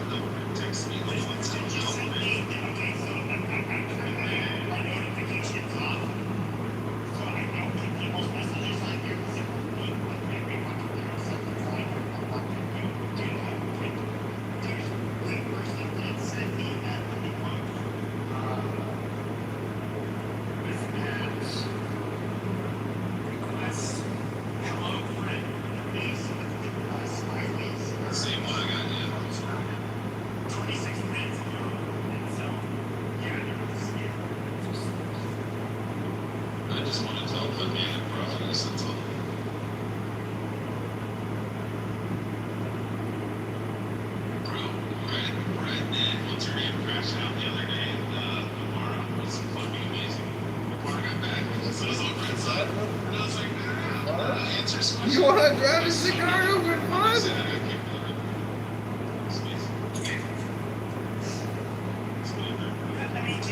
Here's the problem with the Muslim. Very high. You have one group of people, or you have the Turks, which I understand. If we're right now, when you look at the Turks, and then you take that into Persian, there's like, a couple of denominations that like, you can see that they have capability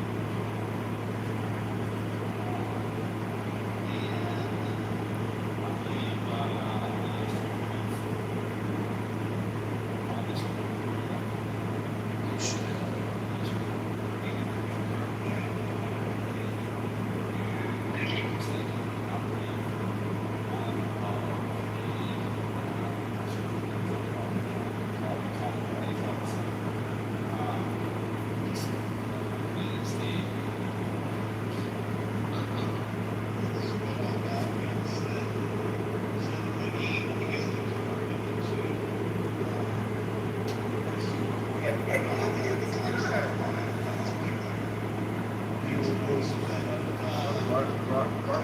last scene.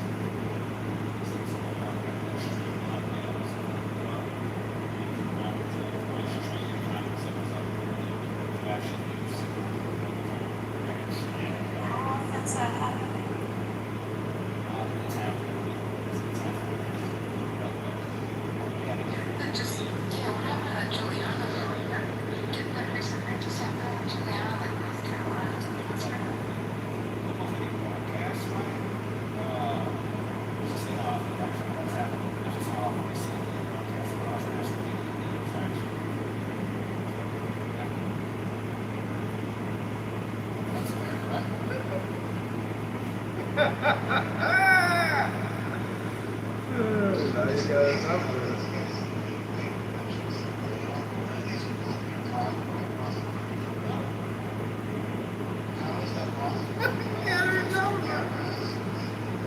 You got a number.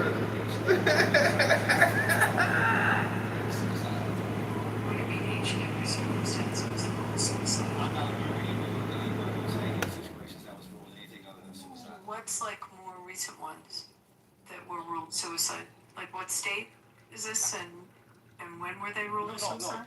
Everyone that I've heard There was the two boys, the two black boys. They were ruled. That was ruled suicide. Yeah, everyone that I've heard of. When was this, Beamer?